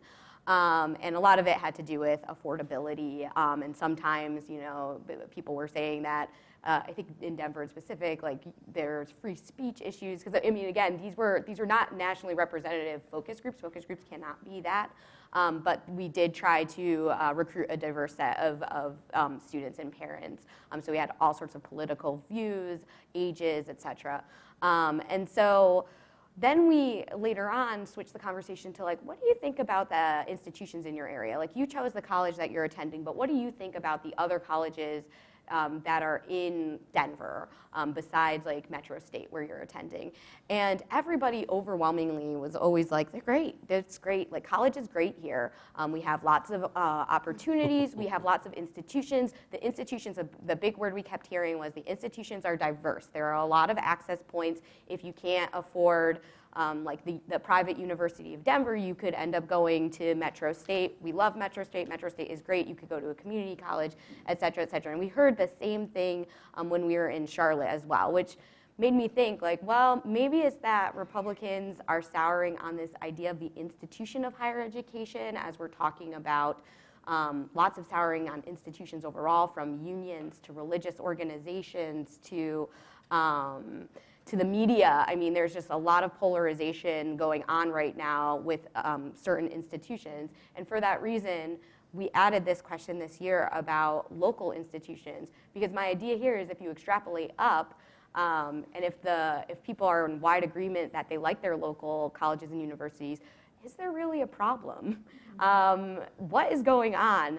And so I think it is revealing that people have a problem with sort of the ivory tower, which is very different from their local colleges and universities, of which they feel a lot better about. I don't know what this necessarily means. It gets back to this whole idea that we might have a messaging problem in how we talk about higher education policy and funding, and talking about elite institutions versus the institutions that most students attend, which are not these elite institutions, and what that means for the conversation involving the reauthorization of the Higher Education Act, and also a lot of the funding issues happening on the state level. Well, for reasons that aren't entirely clear to me, we do have, well, conservative media really is trying to make higher education kind of a whipping boy. They're saying you can't trust them, we ought to beat up on them. And in fact, they encourage students to secretly tape record their professors, to report anything that sounds like a liberal bias. Then they can put on the news and talk about, see what your professors are trying to do to you. They're trying to turn you into, a liberal, and they're shutting down conservative groups and conservative students at the same time that we've seen really a growth in Republican student organizations, conservative groups on campuses, this sort of assault that doesn't exist in real life, but they're telling us we ought to be afraid of higher education, and especially the educators themselves because of what they're doing. And I think it's, again, trying to turn higher education into the enemy, when at the same time they'll say it's necessary in order to build a competitive economy. I equate the data point on this to be that we all support our local institutions, my local institutions, Northern Virginia Community College. We have George Mason University, which is our the public four-year in my region. And the work that they're doing to help our students is phenomenal. But if you take a step back, what do you see on a daily basis in the New York Times, Washington Post, Fox News, ABC, NBC, CBS? You see articles about students with $100,000 worth of debt. You see students and incessant conversations about the complete outliers within our higher education system who basically are struggling with this enormous amount of debt. And you see that kind of intermixed in our data about like college costs continues to be a significant issue. And we spend a lot of bandwidth, we spend a lot of time, in this organization and other organizations talking about student debt. But the reality of student debt is that our students aren't borrowing that much, number one, and the people who have the $100,000, $200,000 in student debt are post-bac students. They have lawyers, doctors, students that in theory, if they had that amount of debt, would have a lifestyle and would also have an income that would match that. And I think that pervades the broader conversation about the system globally within higher education.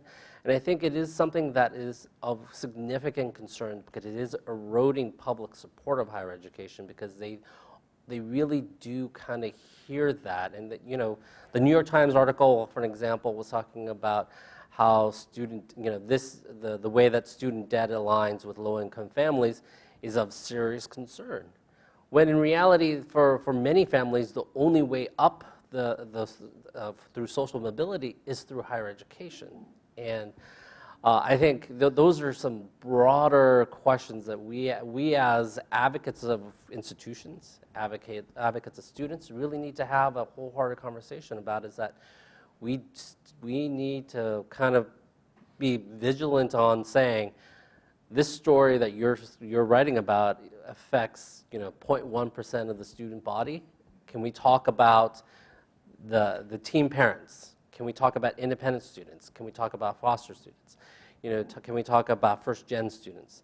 These are the efforts that we really, as a society, should be making some inroads on, as opposed to this significant outlier issue that is putting a lot of pressure on our system because they cast negative attention towards our system of higher education.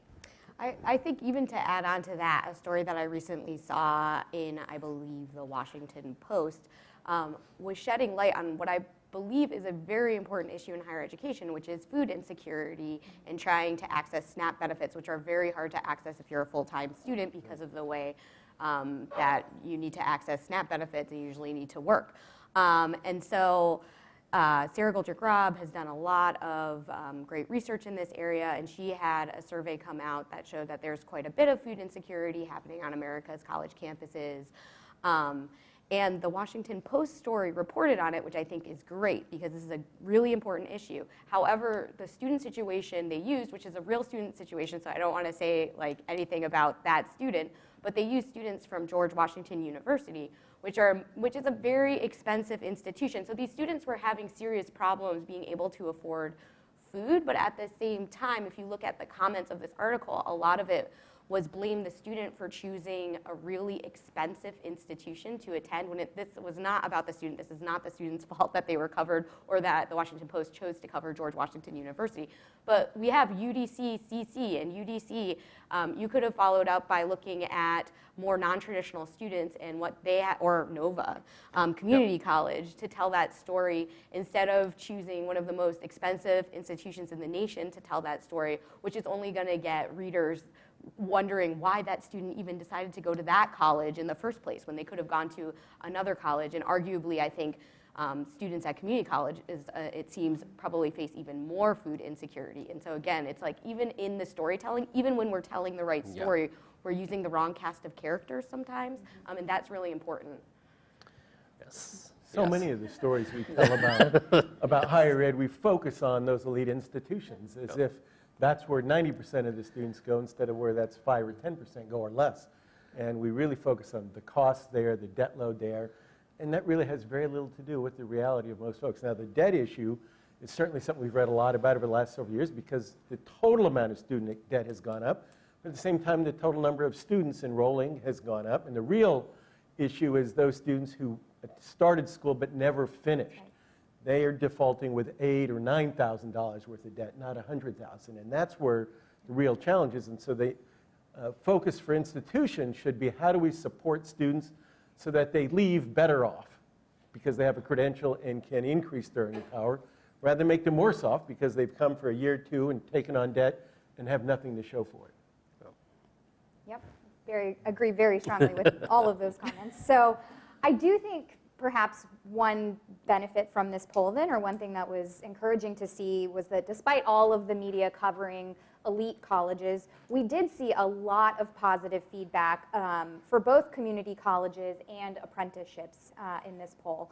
And so why do you think that is, number one? And I think this is interesting, especially as we've already talked about. We see most people saying that for their own child, they would want them to go get a bachelor's degree or to go to a four-year school, yet we're seeing a lot of public support for these non-traditional pathways like apprenticeships or a two-year pathway like community college. I almost want Ji-Hang to answer I'll this let one I'll first. let our, This is community I'll let our colleges system, are- future system head talk about this first. Yeah. I think it is interesting that there's great support for community colleges and for apprenticeships, but again, it's often for somebody else's kid. And it's because we often look at, again, at those elite institutions that upper middle class white parents want their kids to go to. And it's a sort of a pushback against everything from affirmative action. Anything that opens access, again, they worry creates more competition.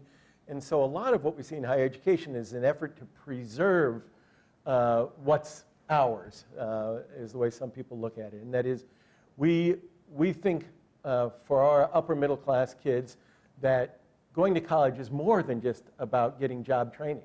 But for everybody else, it's really about job training. What we've talked about here today has mainly been about workforce preparation, but that's not all that higher education is supposed to be about. It's supposed to be about creating better citizens, more engaged citizens, people who have the opportunity to learn and grow. And yet for first generation, for working class, for people of color, we want them to be able to get a job because we think otherwise they'll be on welfare and costing us money. Yeah, this is one data point that I'd be fascinated to see in like 5 to 10 years of time. And the reason why is that if you think about your local community college, you think about, for an example, an associate's degree program, you think about a certificate program, you think possibly, some workforce-based. But what I could tell you today is that our community colleges are doing early high school. They're doing early college, where you spend your time on high school campus for a couple of years, and you do 1 year at a community college, and you graduate with an associate's degree after 1 year. We are, obviously leading transfer institutions. We're doing adult basic ed. We do career and technical education.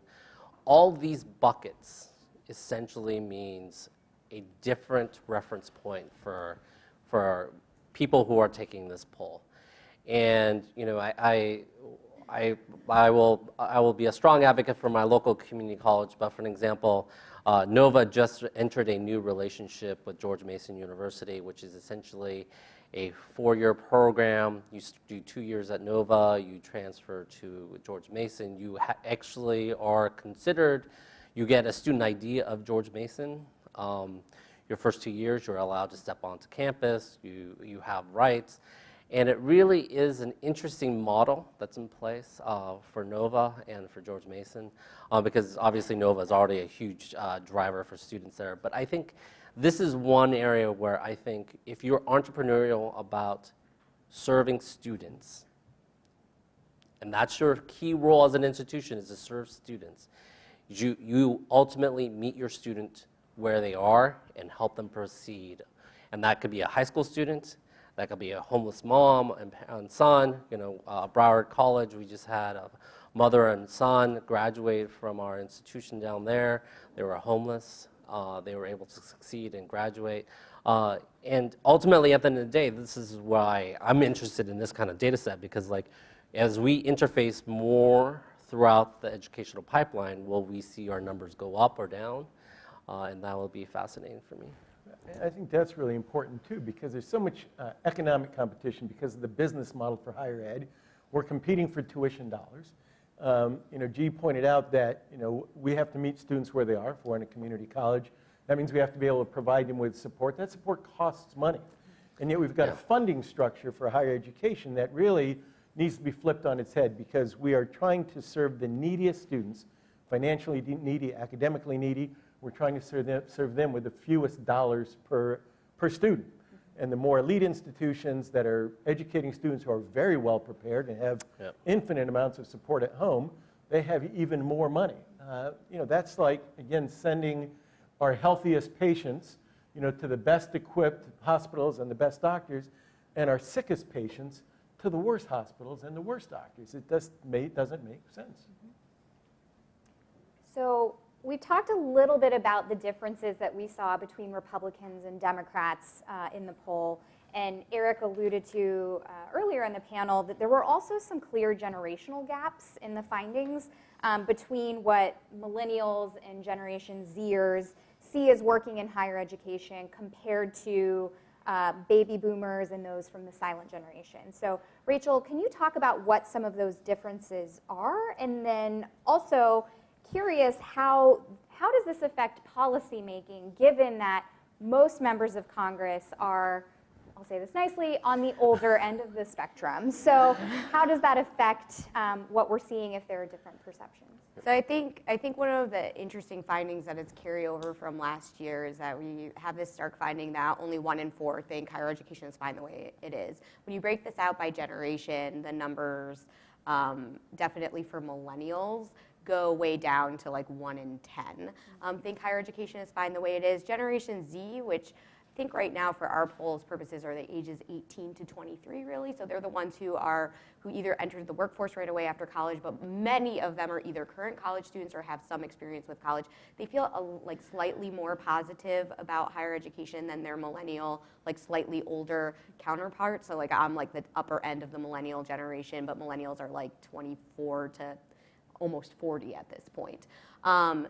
And so I think part of that is just the economy that millennials entered into. So I graduated from college in 2007, and then by 2008, when I took almost like a gap year where I worked abroad, which was very great, but whatever. But when I came back and I secured a job in the American workforce, it was the summer before the stock market crashed. And so my first experience in the workforce was seeing lots of my colleagues laid off and wondering if I was going to have a job the next day, the next week. And I remember every Friday when like layoffs would go out, just sweating it and thinking, I have to get out of here, I have to go to grad school or something.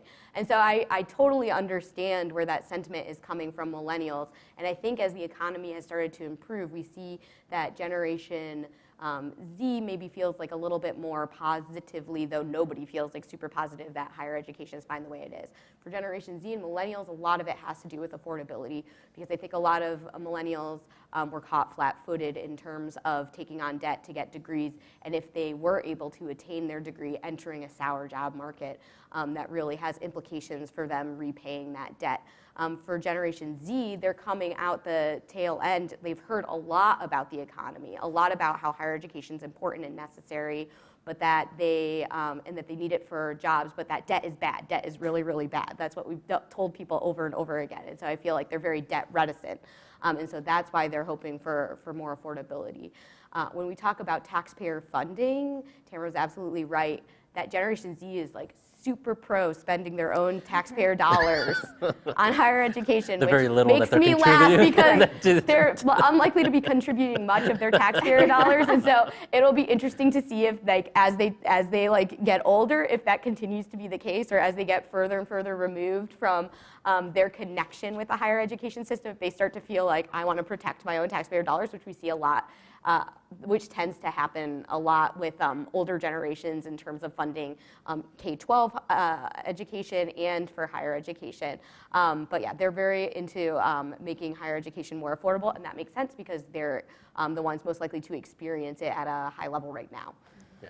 They're also paying a different share than people of my generation had to. I think people of my generation think, well, I worked my way through college and I didn't have to take on a lot of debt or get big grants, but people my age and older often, again, don't realize that the way we funded higher education has shifted and that proportionally students are carrying much more of that load and that it's virtually impossible to work your way through school. Even if you're working full-time, if you're working a minimum wage job, you can't work your way through college and come out without debt.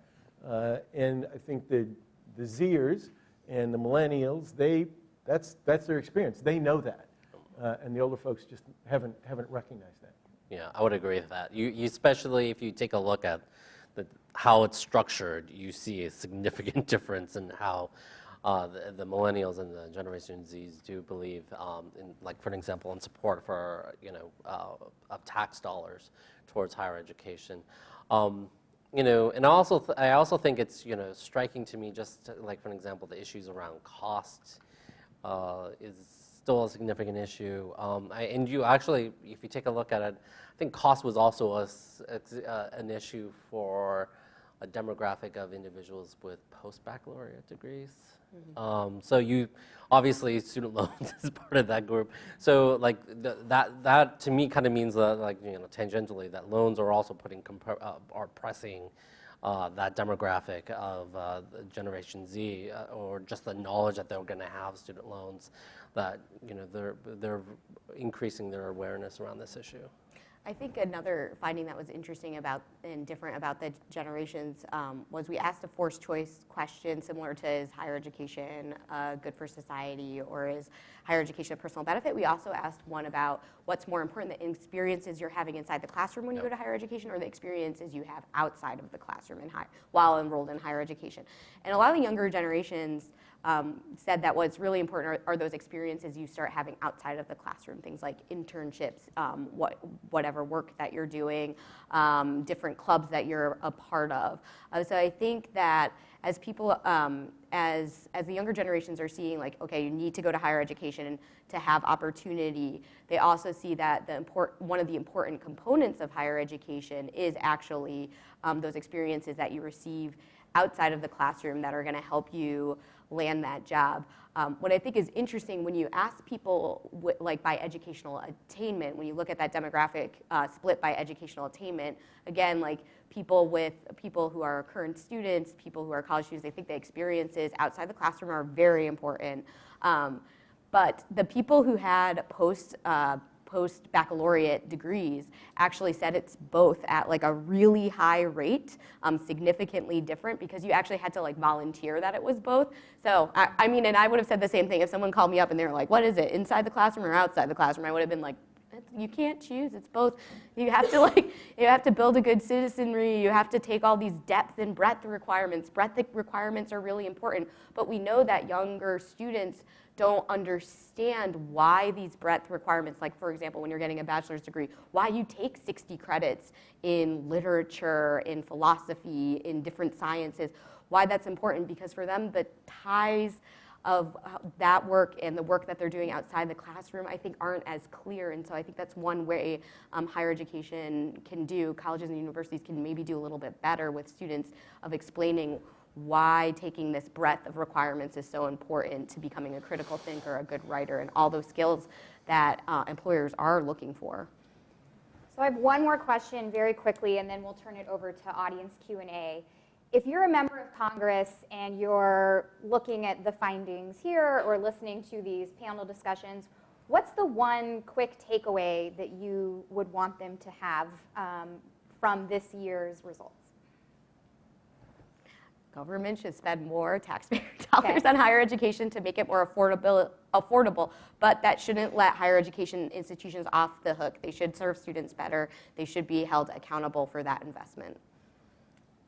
I'd agree that we want to see higher education institutions continue to do well, but doing well means not just enrolling students and doing financially well, but graduating students who are able then to make the kind of economic progress they want to make. So how do we hold institutions accountable to make sure that they are graduating students with something of value? Yes, I would say listen to the student panel. The student panel, to me, showcased why our federal policy system around higher education is disjointed. Ariel, who graduated from Nova, counts as a non-completer for Northern Virginia Community College because as a first-time full-time rate. Nova will only get credit on the credential that Ariel received, but won't actually appear on his graduation rate. Apprenticeship programs aren't really part of the vernacular of, how accountability system within our higher education system. And I think if you take a step back, we really do need to have a fundamental conversation about how we do aid. Should 24 years old be the cutoff or the starting point for independent students? Should we be really having a conversation about lowering that age? Should we have a broader conversation about, the homeless students, food insecurity, aid systems that are short-term gap programs? We really do need to have a broader conversation about how we can help students. And this might not be just a federal conversation, but it is definitely a state conversation and especially a local institution conversation. We need to do better for students. And that's providing them the full support that they need to ultimately graduate and get credentials. Great. I hope they're listening. Yeah. All right, so based on that, we'd love to turn it over to folks in the audience.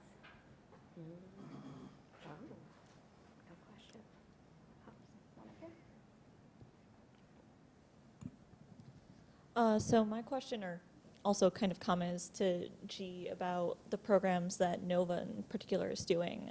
Where I come from in Western New York, our community college does a lot of influence in high schools with college credit courses, and they have a 2+2 program which transfers almost anywhere.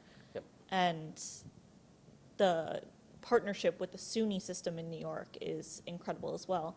Do you think increasing those programs is going to help be more adaptive to different students? And is that something we should take into account in our higher education policy going forward? I think, I bring up Virginia, and there are a myriad of other examples. Like for an example, California, the UC system just announced that they're going to be taking more community college graduates as part of their incoming classes. I think we need to provide students and families with different options, especially options that are cheaper than they have today. The reality is that you can go to Northern Virginia Community College and graduate and then transfer to UVA at a significantly lower cost than you would if you just did 4 years at UVA. And I think, cost is becoming a driver, and, I think policymakers should take that into consideration and really be pushing, institutions to have that conversation about how do we open pathways. This is like, how does a student at Ames Community College, which is in Greeley, Colorado, do they have a relationship with Colorado University at Boulder? or CSU. I'm sure they have one at CSU because they're right across the road. But we want to help, like I mentioned, we want to meet students where they are and help them progress through. And I do think ultimately at the end of the day, if we really do want to strive to get individuals to a place where they have an advanced degree, we should afford them that opportunity, whether or not they stop at an associate's degree or if they continue on to a baccalaureate degree. And I think making sure that the door doesn't shut at the bachelor's degree path. So I think there are lots of innovative programs and a big push to start your education in a community college and pursue your associate's degree. And if you want to transfer those credits and have them be fully articulated to usually a public four-year school locally, and a lot of these partnerships work that way. The problem is that even though it is affordable for 2 years to attend the public two-year school and you'll save some money that way, the door could still be shut even if you wanted to transfer to a public four-year school afterwards, and even if that's your intention, because a lot of times the aid is still not going to meet the difference when you enter, even as an in-state student on a public four-year campus. So we know that the Pell Grant covers tuition at most community colleges. Is that right? Just tuition, not just all tuition those other fees, things. So yeah. I want to point that out. But Not the total cost of attendance. not the total cost of attendance, which we know is actually very, very important to success because you are one carburetor away from having problems staying in school. However, that Pell Grant isn't even going to cover, most of the cost of just tuition alone at a four-year college, public college and university. And so I think that's where I start to get a bit worried about, like, the pathways are great that we're creating. I think community colleges are a great place to start, or stop if you want just the associate's degree. But for those students who do want to go on and get the bachelor's degree, we have to make sure that there is funding to continue that path that isn't just going to be reliant on a debt-financed model predominantly, which is what it feels like the system is turning into if you want that bachelor's degree. I think we also have to be aware, I'm a big supporter of community colleges, but we have to be aware of the reality, rather than just the theory, of starting at a community college to save money and transferring, because many, many students say they want to transfer to get their bachelor's degree when they start at community college. Far too few actually do that. Unless we can create the same kind of culture of success and completion at a community college that we've created at the four-year residential campuses, it's a mistake to tell people to go to a community college. If they can get into a four-year, we should tell them, you're better off if you start there because it's more likely you're going to graduate. That's what we've really got to address. Otherwise, we're sending people through an open door where there's not an open door on the other side. They go in there, they use up their Pell eligibility, they take on debt, and they don't move on. And we've just got to be honest about that.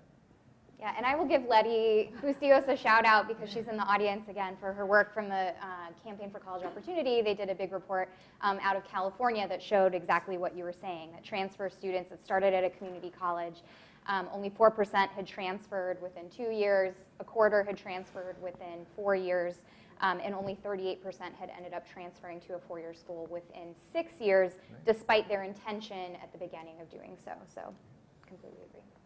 Good question. Hi, can you hear me? My name is Katie Seen. I'm from the Association of American Universities, and my question is about costs. So, as you said, cost of higher ed is much higher now than it was for a baby boomer. What are the did the survey get at this question of what is the public's perception of factors that contribute to the cost? And then if not, do you all have views on what those factors are and policies that can help make college more affordable?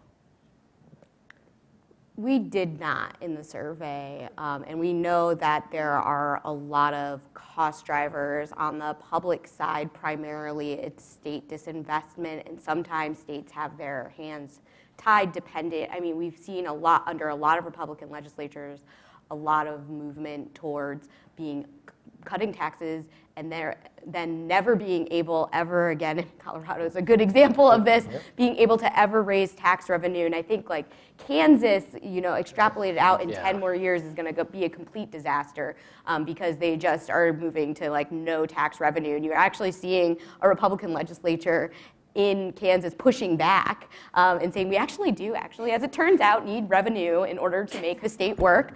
And so I think on the public side, when I talk about how the public four-year institutions have gotten really expensive and the Pell Grant hasn't kept pace. I mean, we've seen increases faster than the rate of inflation across the board, but especially in that public four-year sector. I think what's interesting is that we've also had some data that came out of New America that showed that a lot of four-year institutions raised their tuition rates above and beyond the decreases from state support. So there's a question of almost what Ruth said with some of these in the previous panel. What's going on with the money? Like, where's this money going? What are you spending it on? Why, like we understand the state disinvestment thing, but why did tuition go up more than that is the question. What are we getting? So I think there's a lot of scrutiny. There's also, I mean, things that people don't talk about when they talk about the rising cost of college are things even just like technology, the human personnel infrastructure in place, support services. Those are all going to drive. So on the private side, those are also going to be the things that are driving cost up. I mean, even things like electricity, oil, all of those things that are not like sexy ways to have a conversation about like what's going on with higher education funding, but relate to the cost of college. But on the public side, it is primarily that state disinvestment that we're seeing the higher tuition rates. Well, and that is part of it, but the other parts are that as institutions take on more low-income students, they know they need to provide more institutional aid, so they come up with a model of high tuition, high aid. It really hasn't resulted in more low-income students getting to those institutions.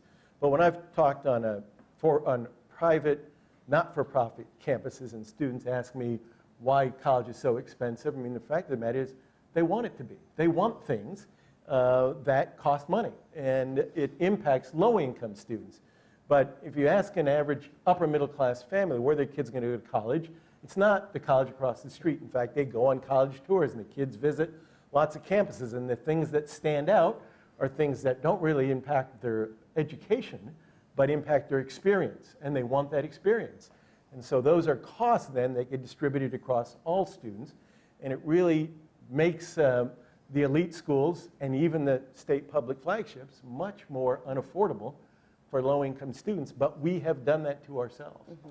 Yeah, when it's an interesting question that you asked that, because it's like if you take I know a number of like the flagship institutions will note that, for example, when we've had state disinvestment, they've done a couple of things. They've raised tuition, they've increased the share of students coming from out of state, mm-hmm. They've increased their share of students coming from overseas as part to bolster up students who are not receiving a subsidy from for state tuition. So what does that happen when your institution becomes, let's say, 80% Californians, Coloradans, to 60%, 50%? That also then drives tuition up more because your state legislators are going to give you less money because you're serving less students from your state. And so you see that, for an example, with the UC system. UC announced that they were going to take on more community college transfers. They were going to take fewer students, from out of state. Otherwise, because this is something that legislators really do also need to push back on. It's like, we'll give you additional resources to serve more in-state students. And I think that is a broader conversation that state legislators should have, because like, ultimately, at the end of the day, institutions are entrepreneurial. They're gonna have to make a budget. They have thousands of individuals that work on campus. They have, and you can't balance a budget when you're getting pennies on the dollar. And you have to find resources elsewhere. Let me just, I misspoke when I say institutions are competing for students. They're competing for the full pay students. That's who they really want, especially the non-residents. And University of Colorado at Boulder is a good example. Fewer than half of their freshman class are actually Coloradans. They've gotten a latitude from the legislature to accept up to 50% of their incoming class can be non-residents. And then they recently got approved from the legislature to not count international students as non-residents. So when you add in the domestic or the U.S. non-resident and the international, where they're taking in 60% from outside of Colorado, but they're saying we have to do that, legislature, because you haven't given us the money, and we need it. And so that's why CU has things like a buffalo-shaped swimming pool. I'm not sure that's helping low-income people get a better education, but it's attractive to somebody. Or increasing access for, for So we have low-income families. Time for one more question very quickly, so we'll go right here. Thank you. This whole notion of I call it resegregation on the college scene. This thing about a lot of white students from wealthy families are going to the elite schools. Then you have the black folk and Hispanic folk relegated to community colleges or one-year schools. And the question is, how do we solve this situation, this resegregation? 1 minute. 1 minute.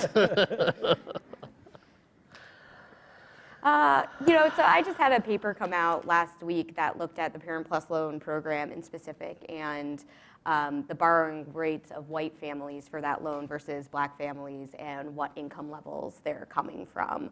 And it's clear that the Parent Plus program, which was really designed to help send dependent students who are sort of upper middle class to college, and therefore predominantly white, is being utilized in a different way than black families, in that a lot of black families are spending, that have zero expected family contributions, are low income, are borrowing significant amounts of not only student loan debt, but parent loan debt. We also know that there's a lot of data coming out that show that the outcomes of black student loan borrowers of federal loans are not good even when you get a bachelor's degree. So 1 in 4 still are going to default on their loans. And so a lot of that is the institutions those students are attending, but also they're entering into a labor environment that's discriminatory, right? And the types of institutions that they're able to even attend in the first place are going to look very different than the access to institutions that white and wealthier individuals have. And so